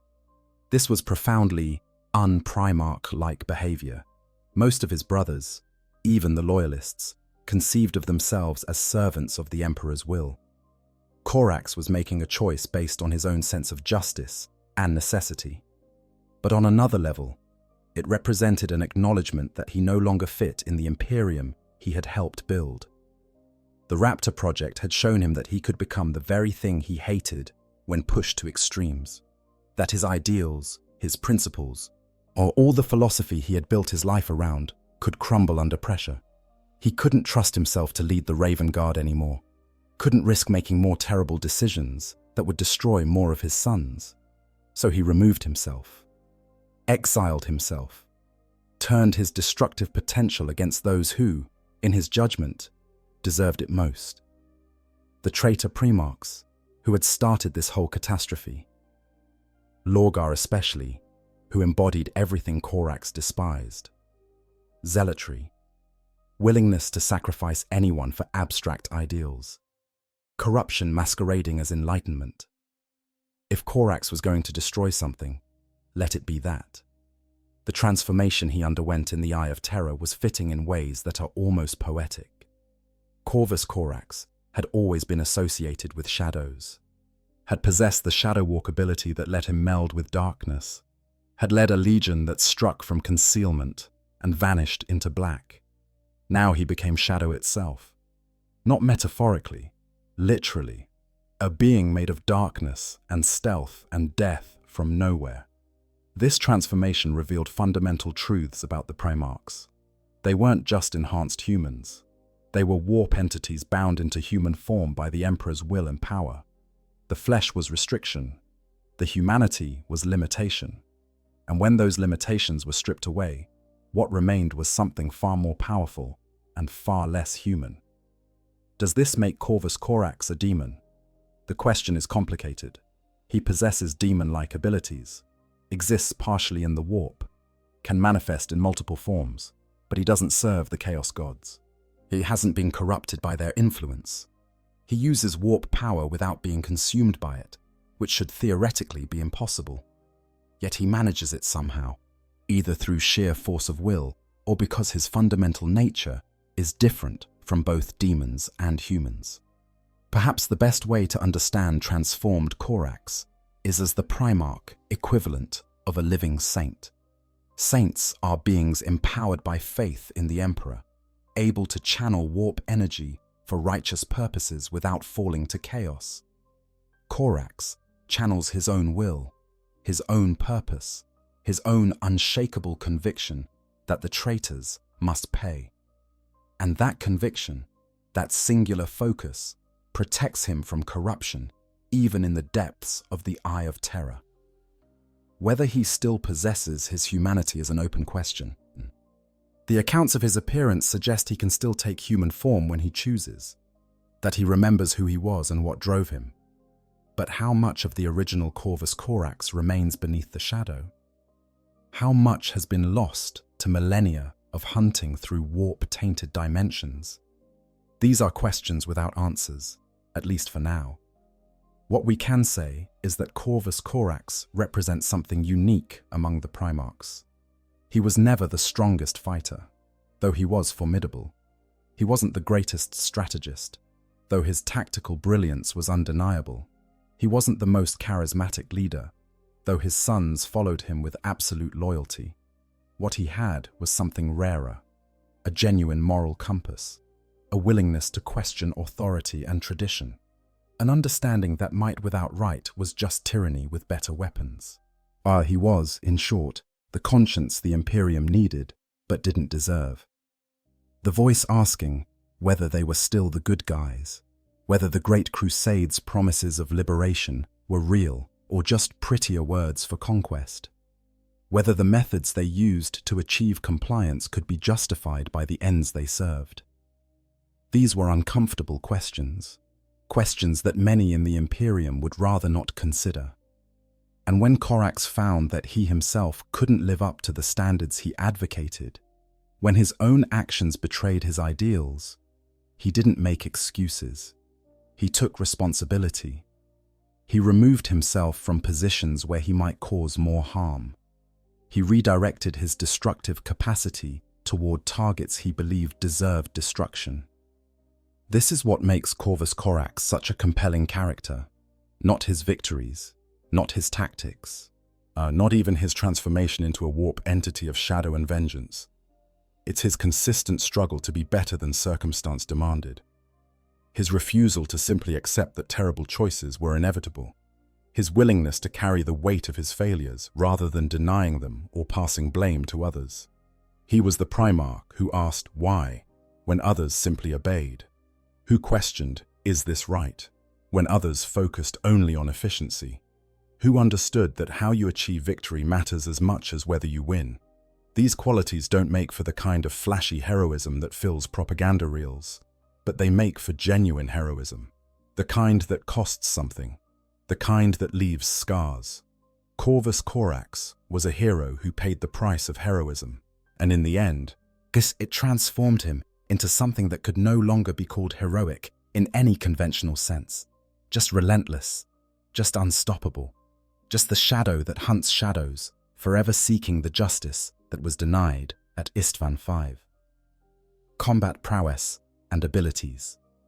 While Corvus Corax was known primarily for his tactical brilliance and moral philosophy, he was also a warrior of exceptional caliber. Understanding his combat capabilities requires examining both his abilities as a mortal Primarch and the powers he gained after his transformation in the Eye of Terror. Because in both incarnations, Corax represented a unique approach to warfare that set him apart from his brothers. As a Primarch, Corax possessed all the standard enhanced capabilities common to the Emperor's gene sons. Superhuman strength that could crush ceramite armor. A speed that made him blur even to space marine perception. Reflexes measured in microseconds. Durability that allowed him to endure injuries that would kill lesser beings instantly. These were baseline Primarch traits, and Corax had them in abundance. But where he truly excelled was in his specialized abilities that aligned with his role as master of stealth operations. The most notable of these was his Wraith Slip, or Shadow Walk ability. This wasn't simply being very good at hiding. This was something fundamentally different. A psychic or warp-based power that allowed Corax to slip from the perception of those who looked at him. Even if they were staring directly at him, even if there was nowhere to hide, their minds simply couldn't process his presence. Or he could stand in the middle of a lit room and effectively be invisible because observers' brains refused to acknowledge what their eyes were seeing. The tactical applications of this ability were enormous. Corax could infiltrate enemy positions that should have been impossible to breach, could approach targets in plain sight and kill them before anyone realized he was there, could walk through battlefields as a ghost, striking where he chose and vanishing before retaliation was possible. It made him arguably the single most dangerous Primarch in terms of assassination and precision elimination. His weapons matched this stealth-focused approach. A pair of meter-long lightning claws, called Scourge, served as his primary close combat weapons. These weren't standard lightning claws.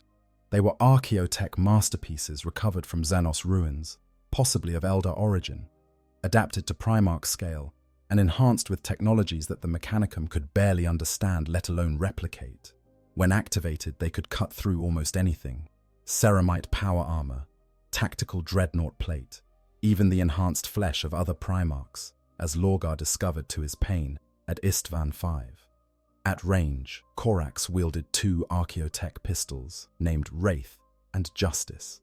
These weapons fired projectiles that ignored most forms of armor through mechanisms that defied conventional physics. Some accounts suggest they fired reality-disrupting rounds that simply erased matter in their path. Others claim they shot miniaturized conversion beams. Whatever their exact mechanism, they were devastatingly effective even against targets that could shrug off normal bolter fire. And then there was the Sable armor itself. This wasn't just Primarch-grade power armor. This was a masterpiece of the Emperor's own artificers, designed specifically for stealth operations. It masked its sensor signature, making Corax virtually undetectable to Auspex and other scanning devices. It could disrupt enemy sensors and communications in its immediate vicinity, creating bubbles of electronic silence around the Primarch.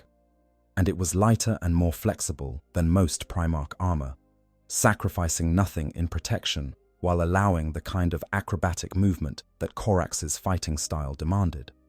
Mounted on the back of the Sable armor was perhaps Corax's most distinctive piece of equipment, and a jump pack fashioned into a pair of articulated raven wings. These weren't merely decorative. The wings were fully functional flight surfaces that could be used for extended aerial operations. But they were also weapons. Each metallic feather was sharpened to a monomolecular edge.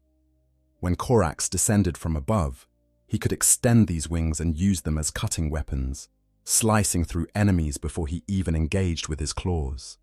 Imagine the sight. A pale figure dropping from darkness, wings spread wide, each feather gleaming like a blade. The enemy has perhaps a second to register what's happening before those wings sweep through their formation, cutting through armor and flesh with equal ease. Then the figure lands, claws already extended, and begins its work. Before they can organize a response, before they can even properly react, half their force is dead, and the figure has vanished back into shadow. This was Corvus Corax in battle, not a brawler who waded into melee and overwhelmed through raw strength, not a duelist who sought out worthy opponents for honorable single combat. He was an assassin operating at Primarch scale, a precision instrument of death who struck with overwhelming force at exactly the right moment and place, then disappeared before the enemy could retaliate. In one-on-one combat against other Primarchs, Corax held his own quite well, though he was far from the strongest duelist among his brothers. His fight with Lorgar at Istvan V demonstrated this clearly. Lorgar was not generally considered one of the premier warrior Primarchs. He was more priest than fighter, more scholar than soldier. And Corax dominated him utterly, to the point where only Conrad Kurz's intervention saved Lorgar's life. But against Primarchs, who specialized in close combat, Corax would have struggled. Angron in full berserker rage would have been nearly impossible for him to duel successfully. Fulgrim's perfect technique and speed might have overcome Corax's advantages. Leman Russ's savage ferocity and immense strength would have presented serious problems. Even Vulcan's sheer endurance and resilience would have made him a difficult opponent in a straight fight. This is why Corax rarely fought fair. Why would he? He was a Primarch who had learned guerrilla warfare and asymmetric combat long before he ever met his father. He understood that honor in combat was a luxury afforded to those who had overwhelming advantages. When you were outnumbered or outmatched, you used every trick available. You struck from ambush. You targeted weaknesses. You fought dirty if that's what it took to win. Against non-Primarch opponents, Corax was simply terrifying. Space Marines, even elite Chaos Space Marines in Terminator armor, died by the dozens when he engaged them. His speed allowed him to process battlefield information faster than they could react. His claws could kill with single strikes, and his shadow walk meant they often never saw him coming. He could be standing among them, killing, and they wouldn't realize it until bodies started falling. But all of these impressive capabilities pale in comparison to what Corvus Corax became after his transformation in the Eye of Terror. His warp-enhanced form represented a fundamental upgrade in power that placed him on a completely different level. In his transformed state, Corax gained the ability to become living shadow. Not metaphorically, literally. He could dissolve his physical form into darkness and flow through matter as if it didn't exist. This made him effectively immune to physical damage in his shadow form. You can't wound what has no substance. You can't imprison what can pass through walls. You can't escape what can pursue you through any barrier. He could also transform into an enormous flock of ravens, not just a psychic illusion or projection, actual birds, each one a fragment of his consciousness, working in perfect coordination. This swarm could separate to attack multiple targets simultaneously, then reconverge into Corax's form elsewhere. As it was mobility and adaptability that exceeded anything a normal Primarch could achieve. But perhaps most devastatingly, transformed Corax's attacks could damage more than just physical bodies. His claws in warp entity form could cut into the very essence of his opponents. When he struck Daemon Primarchs or other warp entities, he wasn't just causing physical wounds. He was tearing at their fundamental spiritual substance. This is why his attacks on Lorgar were so effective. The Demon Primarch's wounds bled scriptural text and refused to heal properly. Corax was damaging Lorgar's soul itself. This ability to harm warp entities made transformed Corax one of the few beings in the galaxy capable of truly threatening Demon Primarchs. Most loyalist forces could drive them back or banish them temporarily, but permanent harm? That required either truly exceptional circumstances or someone operating on the same fundamental level as the demons themselves. Corax, as a warp entity who hadn't fallen to chaos, could fight on that level while maintaining purpose and clarity.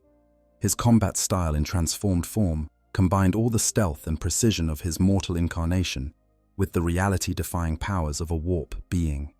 He would appear as shadow, sowing terror and confusion, materialize to strike with devastating precision, dissolve back into darkness before retaliation could come. Sometimes he fought as a humanoid figure of blades and living night, sometimes as a flock of ravens that could attack from every direction simultaneously. The flexibility was limitless. In his confrontation with Daemon Lorgar, Corax demonstrated that he could go toe-to-toe with one of the Chaos God's chosen champions and dominate the fight. This is remarkable considering that demon Primarchs like Lorgar are empowered by the collective might of the ruinous powers. They should, theoretically, vastly exceed the capabilities of even the most powerful loyalist Primarchs. Yet Corax not only fought Lorgar to a standstill, he forced the Wordbearer to flee in fear. What explains this disparity? Several factors likely contribute. First, Corax's singular focus and purpose. He wasn't divided in his loyalties or distracted by service to capricious gods. He had one mission: hunt and destroy the traitors who had wronged him. This kind of focused determination can be incredibly powerful, especially in the warp, where will and belief shape reality. Second, yet Corax retained his tactical brilliance even in transformed form. He wasn't just throwing raw power around. He was fighting smart, identifying weaknesses, exploiting openings, using his abilities in the most effective combinations possible. Demon Primarchs often rely heavily on their raw power, expecting it to overwhelm opposition. Corax gave them no such opportunity. Third, and perhaps most importantly, Corax maintained clarity of purpose without corruption. The demon Primarchs serve the Chaos Gods, which means their actions must ultimately align with those gods' interests. They're pawns, however powerful. Corax serves only his own will. This independence gives him flexibility and focus that the demon Primarchs lack. The question of whether transformed Corax could defeat other demon Primarchs remains speculative, and each one presents unique challenges. Angron in his demon form is a whirlwind of pure rage and violence, arguably far more dangerous in direct combat than Lorgar. Fulgrim's serpentine daemon form combines speed with multiple attacking limbs and psychic seduction. Magnus the Red wields sorcery on a scale that dwarfs most other entities in the galaxy. Mortarion commands plagues and decay that can corrupt on contact. But Corax has advantages against all of them. His shadow form makes him difficult to pin down or strike effectively. His ability to damage souls means he can inflict lasting harm rather than temporary setbacks. His tactical acumen lets him exploit the weaknesses inherent in each demon Primarch's approach. And his absolute refusal to give up, to stop hunting, means that even if individual confrontations go poorly, he'll keep coming back until he finds a way to win. The lore suggests he's been hunting wordbearers throughout the Eye of Terror for millennia now. Reports filter back of demon worlds under siege, of word-bearer forces vanishing, of Lorgar himself constantly fleeing from system to avoid his relentless brother. If these accounts are accurate, transformed Corax has become exactly what he represents. Death that comes from shadow, justice that cannot be escaped, vengeance that never stops and never forgets. From a pure combat capability standpoint, transformed Corvus Corax might be one of the most dangerous individual beings in the entire Warhammer 40,000 setting. Not because he has the most raw power, though his abilities are formidable, but because he combines exceptional power with perfect tactical application, absolute focus, and complete immunity to the normal methods of defeating or corrupting such beings. He's a nightmare opponent, a problem that can't be solved through normal means. And he's dedicated that entire terrifying toolkit to hunting traitors through dimensions where reality itself is negotiable, where the normal rules don't apply, where he can use his abilities without the restrictions that would limit him in real space. Somewhere in the Eye of Terror, Corvus Corax hunts, and the word-bearers pray to their dark gods that today isn't the day he finds them. Legacy and impact. The influence of Corvus Corax extends far beyond his personal achievements. His philosophy, his tactics, his approach to warfare and leadership all left permanent marks on the Raven Guard and their successor chapters. Understanding his legacy requires examining how his teachings shaped an entire culture of Space Marines who continue to honor his memory 10,000 years after his disappearance. The most obvious legacy is tactical. The Raven Guard pioneered stealth warfare among the Space Marine legions, and this specialty has only become more refined in the millennia since the Horus heresy. while other chapters engage in frontal assaults or siege warfare. The Raven Guard and their successors strike from shadow. They infiltrate enemy positions days or weeks before the main Imperial forces arrive. They sabotage supply lines and eliminate command structures. They create chaos and confusion that magnifies the effectiveness of any subsequent conventional assault. This approach has proven incredibly effective across countless campaigns. While there are documented cases of Raven Guard strike forces numbering fewer than 100 Space Marines, achieving objectives that would have required thousands of conventional troops. Not through superior firepower or resilience, but through superior intelligence gathering, careful planning, and perfect execution at exactly the right moment. This is Corax's tactical legacy made manifest. The trifold path of shadow represents the codification of Corax's teachings into a systematic philosophy of warfare. This doctrine divides combat approaches into 3 complementary paths, each representing different aspects of how the Raven Guard wage war. The path of the ambush focuses on striking from unexpected angles and positions. The path of stealth emphasizes remaining undetected until the moment of attack. The path of vigilance stresses constant awareness and the gathering of intelligence. Mastery of all 3 paths creates a Space Marine who can operate independently in hostile territory for extended periods, gathering information, identifying targets, and executing precision strikes with minimal support. This is exactly the kind of warrior Corax envisioned. Not a blunt instrument of war, but a precision tool that could be deployed against problems requiring finesse rather than firepower. Each Raven Guard company specializes in one branch of the trifold path, while maintaining competency in all 3. This creates a diverse force where different elements can be combined for maximum effectiveness. Stealth specialists can infiltrate and provide intelligence. Ambush specialists can position themselves for devastating strikes. A vigilance specialist can maintain awareness and coordinate the overall operation. Together, they form a cohesive whole that's far more effective than the sum of its parts. But perhaps Corax's most profound legacy is cultural rather than tactical. He instilled in the Raven Guard a deep hatred of tyranny and oppression, a commitment to justice that goes beyond simple obedience to imperial authority. This makes them unusual among Space Marine chapters, many of which view human populations primarily as resources to be protected or recruited from, not as beings with inherent worth and rights. The Raven Guard take seriously their role as liberators. When they fight to bring a world into imperial compliance, they genuinely try to minimize civilian casualties and collateral damage. When they operate in imperial territory, they're more likely than most chapters to intervene against corrupt planetary governors or abusive administrative officials. This doesn't make them rebels or heretics, but it does mean they take seriously the ideals that the Imperium claims to represent, even when imperial authorities themselves have long since abandoned those ideals. This cultural legacy occasionally creates friction with other imperial organizations. The Inquisition sometimes views the Raven Guard with suspicion, wondering if their independent streak and moral philosophy might make them vulnerable to corruption or rebellion.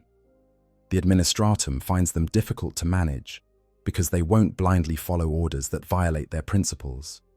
Other Space Marine chapters sometimes see them as overly idealistic or too concerned with matters beneath a Space Marine's notice. But this same cultural legacy also makes the Raven Guard incredibly effective in certain types of operations. When the Imperium needs to win hearts and minds, rather than simply conquering through force, the Raven Guard are ideal. When populations need to be liberated from Xenos occupation or Chaos corruption, the Raven Guard's genuine commitment to human freedom resonates with those they save. When precision and restraint matter more than overwhelming force, the Raven Guard deliver results that other chapters simply can't match. The gene seed issues that plague the Raven Guard are another aspect of Corax's legacy, though not one he intended. And the experiments with the Raptor project appear to have damaged the Raven Guard gene seed in subtle ways that persist even 10 millennia later. Several of the specialized organs that make Space Marines superhuman no longer function properly in Raven Guard successors. The mucranoid and Betcher's gland are completely non-functional. The melanchromic organ has a unique mutation that causes progressive skin pallor and darkening of eyes and hair. This last mutation is particularly notable because it makes Raven Guard Space Marines increasingly resemble their Primarch as they age. They become pale as alabaster, with jet black hair and eyes like pools of shadow. It's a physical reminder of their heritage, a visible mark of Corax's influence on their very genetics. But it also serves as a memento of his failure with the Raptor project, as every Raven Guard who looks in a mirror and sees his own features transforming is reminded that their Primarch tried to do too much, pushed too far, and paid a terrible price. The degradation of the gene seed also means that recruiting and maintaining chapter strength is more difficult for Raven Guard successors than for most other chapters. The process takes longer. The failure rate is higher. This chronic understrength status means the Raven Guard often can't commit to large-scale operations the way some other chapters can. They have to be selective, choosing their battles carefully and maximizing the impact of limited resources. Ironically, this limitation reinforces their tactical specialty. When you can't win through numerical superiority, you have to win through superior intelligence and precision. The gene seed problems that weaken the Raven Guard numerically may actually strengthen their commitment to the stealth warfare doctrine that makes them so effective. The Sable brand represents another problematic aspect of Corax's genetic legacy. Some Raven Guard develop a condition of battle madness, characterized by cold-blooded determination to fight on, regardless of personal survival, coupled with an inability to separate the whispers of the dead from the words of the living. Their eyes turn completely black, darker even than the normal Raven Guard coloring. This condition may have originated with Corax himself, an original flaw in his gene seed that manifests in some of his sons. During the Great Crusade, Corax organized those afflicted with the Sable brand into units of shadow killers, as essentially berserkers who could be pointed at targets and relied upon to fight until nothing remained. But after Istvan V, he could no longer afford to waste warriors in this manner. He developed the trifold path partially as a method of controlling the Sable brand, giving afflicted warriors structure and focus that could channel their battle madness into productive directions. This legacy of mental instability adds another layer of tragedy to the Raven Guard story. Not only are they physically marked by their Primarch's failed experiments, but some carry within them a psychological time bomb that could activate at any moment. The chapter's reclusiums spend significant resources identifying potential Sable brand cases and teaching afflicted warriors how to manage their condition. It's a constant struggle, and another burden inherited from their gene father. The successor chapters of the Raven Guard carry forward these various legacies in different ways. The Raptors chapter, for instance, emphasizes practical application of stealth doctrine over loyalty to tradition. They're willing to modify armor colors and markings to suit local conditions rather than maintaining the black and white of the parent chapter. They excel at long-range reconnaissance and sniper operations. They represent the practical, adaptable aspect of Corax's legacy. Other successors, like the Revilers and Black Guard, maintain closer adherence to Raven Guard traditions while developing their own specializations. Some focus more heavily on terror tactics, walking the line that Corax himself refused to cross. Others emphasize the liberator aspect, making themselves champions of the oppressed throughout their operational sectors. Each represents a different interpretation of what it means to be sons of Corax. The Raven Spire itself stands as a monument to Corax's legacy. The Fortress Monastery on Deliverance maintains Wing 7 in its damaged state, just as Corax decreed. That burned-out section serves as a constant reminder to all Raven Guard of the cost of freedom, of the fact that even necessary victories require sacrifice. It's a physical embodiment of Corax's philosophy that ideals matter, that how you achieve victory is as important as whether you win, that the past should be remembered rather than erased. Every year on Far Moon Night, when Deliverance reaches its yearly apogee over Kievar, bestial howls echo from the old Apothecarion, where the mutated raptors were once held before Corax executed them. The first company guards its doors against whatever might emerge from those ancient corridors.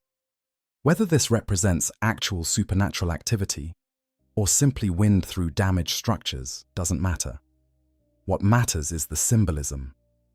The ghosts of Corax's failures haunt Deliverance, literally or figuratively, a permanent reminder that even the best intentions can go catastrophically wrong.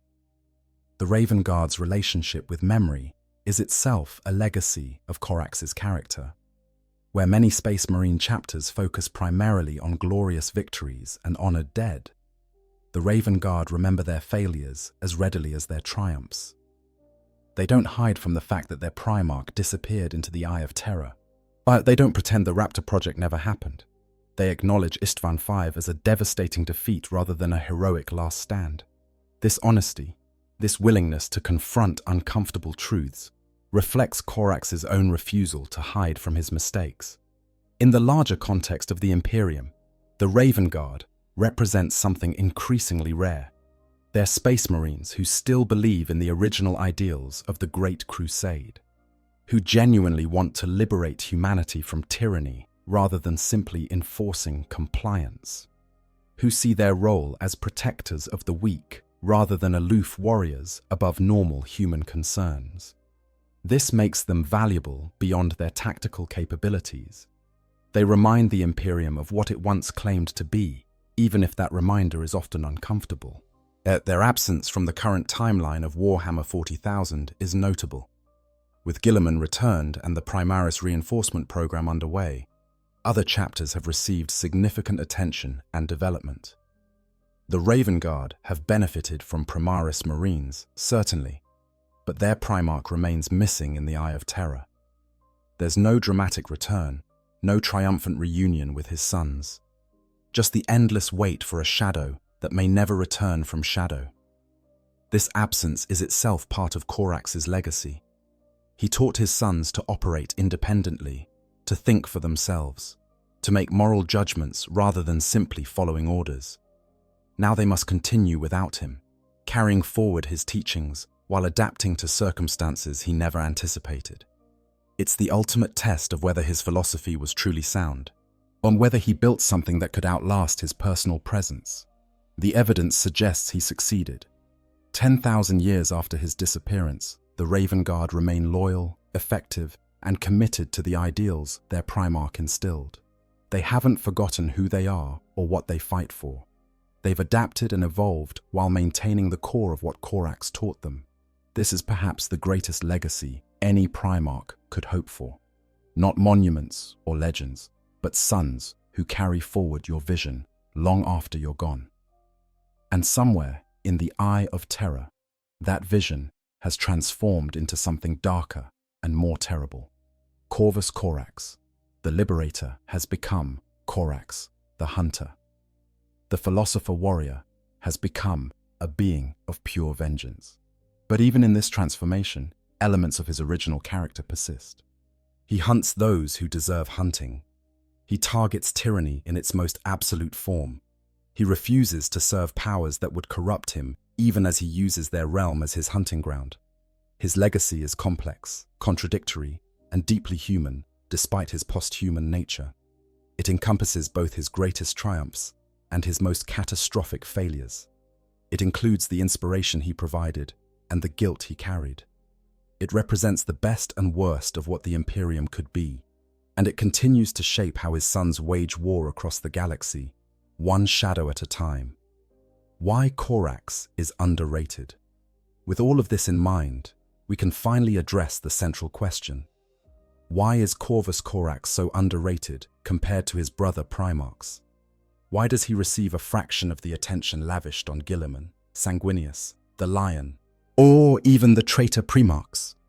The answer is multifaceted and reveals as much about how we engage with Warhammer 40,000 as it does about Corax himself. The most obvious reason is that Corax's approach to warfare doesn't lend itself to the kind of dramatic, visually spectacular moments that other Primarchs provide. When you think of Primarch combat, you probably imagine Angron charging into melee with axes swinging, or Guilliman coordinating massive fleet actions, or Sanguinius defending the Eternity Gate against endless waves of chaos forces. These are cinematic moments, grand gestures, things that translate well to artwork and tabletop gaming. Corax's style is the opposite. He operates from shadow. He strikes and vanishes. His greatest victories are often the wars that never happened because he eliminated key targets before the enemy could mobilize.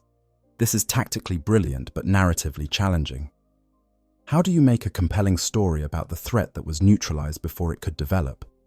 How do you create dramatic tension around a Primarch who wins by not being seen? This extends to his character as well. Corax is introspective, brooding, prone to questioning himself and his choices. He doesn't make grand pronouncements or deliver inspiring speeches. He doesn't have the charisma of Horus or the presence of the lion. He's the Primarch equivalent of the quiet professional. Extremely competent, deeply thoughtful, but not someone who naturally draws attention to himself. In a setting that often rewards bombast and spectacle, Corax's subtlety works against him in terms of popularity. Players want to field armies that look impressive on the table. Readers want to read about dramatic confrontations and decisive moments. Corax provides neither in the traditional sense. His battles are won before they begin. His confrontations are one-sided executions rather than dramatic duels. Another factor is that the Raven Guard suffered catastrophic losses at Istvan V and never recovered to full legion strength during the heresy. This means they weren't present at many of the major battles that define the conflict in popular imagination. They didn't fight at the Siege of Terra. They weren't at Calth or Prospero or any of the other headline engagements. Their contributions were important, but happened off-stage in the shadows, exactly as their doctrine dictated. As this creates a perception problem. If you judge Primarchs by the scale and visibility of their achievements, Corax seems lesser.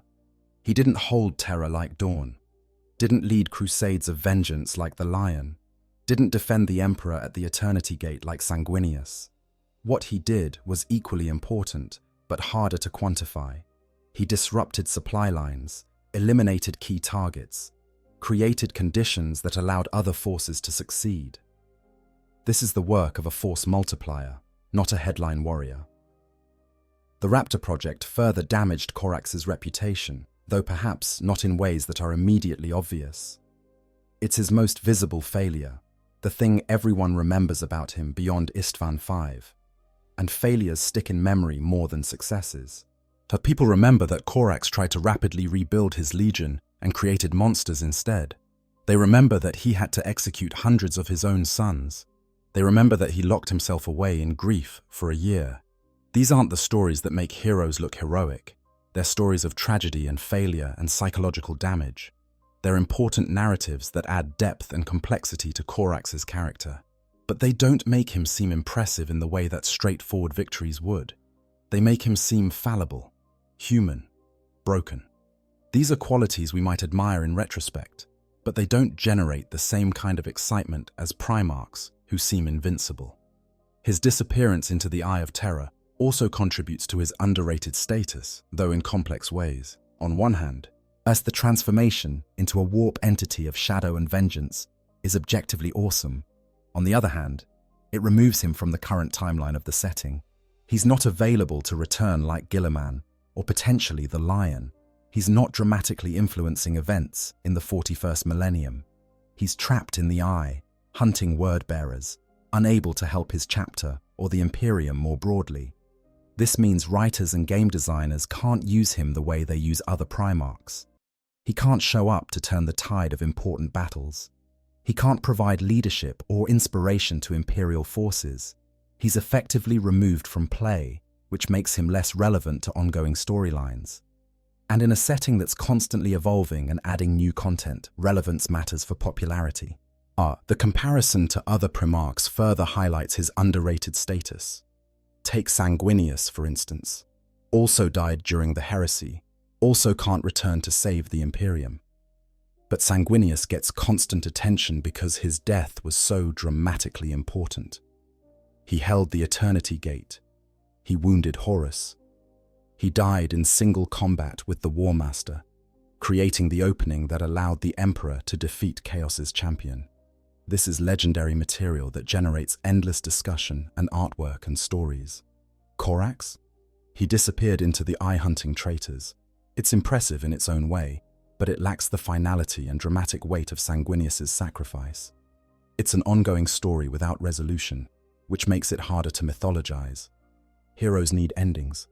Corax doesn't have one yet, just an ellipsis leading into shadow. Or consider Guilliman, who has returned and is actively shaping the Imperium in the current timeline. Players can field him on the tabletop. Readers can follow his adventures in novels. He's present and active and influential. Corax is none of these things. His relevance is historical rather than contemporary, which limits his appeal to those who engage with the setting primarily through current events rather than historical lore. Even among the missing Primarchs, Corax occupies an odd position. Vulcan is a perpetual who could theoretically return at any moment. The Khan disappeared into the webway pursuing Dark Eldar, which has potential for dramatic rescue scenarios. Russ ventured into the Eye on a quest that might lead to his return when the Imperium needs him most. These are stories with potential for continuation, as for dramatic returns, for the Primarch coming back when all hope seems lost. Corax's story in the Eye is different. He's not on a quest that will eventually conclude. He's not trapped waiting for rescue. He's actively hunting demon Primarchs through dimensions that no rescue force could reach. There's no obvious mechanism for his return. He's not coming back, which means his story is essentially over, even though he's technically still alive. This creates a sense of finality without catharsis, closure without resolution. But here's the thing. All of these reasons why Corax is underrated are actually reasons why he deserves more attention, not less. His subtlety and introspection make him one of the most psychologically complex Primarchs. His tactical approach represents a different kind of excellence than straightforward military dominance. His failures humanize him and make his successes more meaningful. His ongoing hunt in the Eye represents one of the most unique and metaphysically interesting Primarch stories in the entire setting. Corvus Corax deserves recognition for being the Primarch who questioned authority, who asked whether the methods justified the ends, who genuinely cared about freedom and justice rather than just conquest. He deserves recognition for his tactical brilliance, for pioneering stealth warfare among the legions, for proving that precision could achieve what raw power could not. He deserves recognition for carrying the burden of his failures rather than deflecting responsibility, for executing his own sons when mercy demanded it, or for removing himself from leadership when he no longer trusted his own judgment. And he absolutely deserves recognition for his transformation and ongoing hunt. The idea of a Primarch who discovered the truth about what Primarchs actually are, who stripped away the mortal facade and became his true warp entity self, who then turned that power against demon Primarchs without falling to chaos himself. That's one of the most interesting concepts in all of Warhammer 40,000. It reveals fundamental truths about the setting while creating a character arc that's both tragic and empowering. Corax represents the road not taken for the Imperium. He shows what might have been if the Great Crusade had genuinely been about liberation rather than conquest. If the Primarchs had been philosophers and moral leaders rather than just warriors and generals. If the Imperium had valued justice and human dignity over efficiency and compliance. These are uncomfortable questions for a setting that's built on grimdark authoritarianism, but they're important questions, and Corax embodies them. His underrated status is actually a meta-narrative that reflects his character. Of course, the Primarch who operated in shadow would be overlooked in favor of those who courted glory. Of course, the introspective philosopher would receive less attention than charismatic warriors. Of course, the one who questioned whether they were still the good guys would be less popular than those who embraced their role without doubt. Corax being underrated is entirely appropriate to who he was. But that doesn't mean we should accept it. It means we should shine light on the shadows and recognize what's been there all along. Corvus Corax deserves to be counted among the greatest of the Primarchs, not despite his differences from his brothers, but because of them. He represents a different kind of excellence, a different kind of heroism, and a different kind of tragedy. The fact that he's often overlooked just makes the discovery of his story more rewarding for those who take the time to explore it. There's something fitting about the Raven Lord remaining partially hidden, waiting in shadow for those who care enough to look beyond the obvious choices.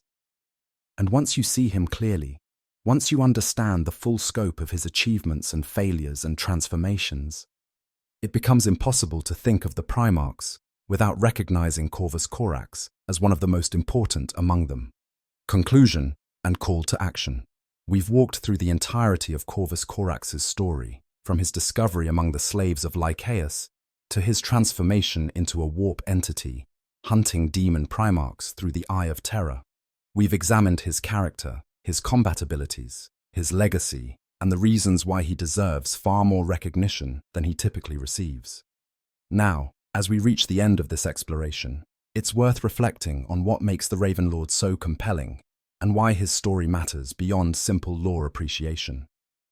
Corvus Corax represents something increasingly rare in Warhammer 40,000, a genuinely heroic figure who struggles with moral complexity rather than simply embracing grimdark cynicism. The setting is built on the idea that there are no good guys, that the Imperium is just as monstrous as its enemies, that hope is foolishness and idealism is weakness. But Corax challenges that narrative. He proves that someone can operate within this horrific system while still maintaining principles, still caring about justice, still trying to do the right thing even when circumstances make that almost impossible. His failures don't diminish this.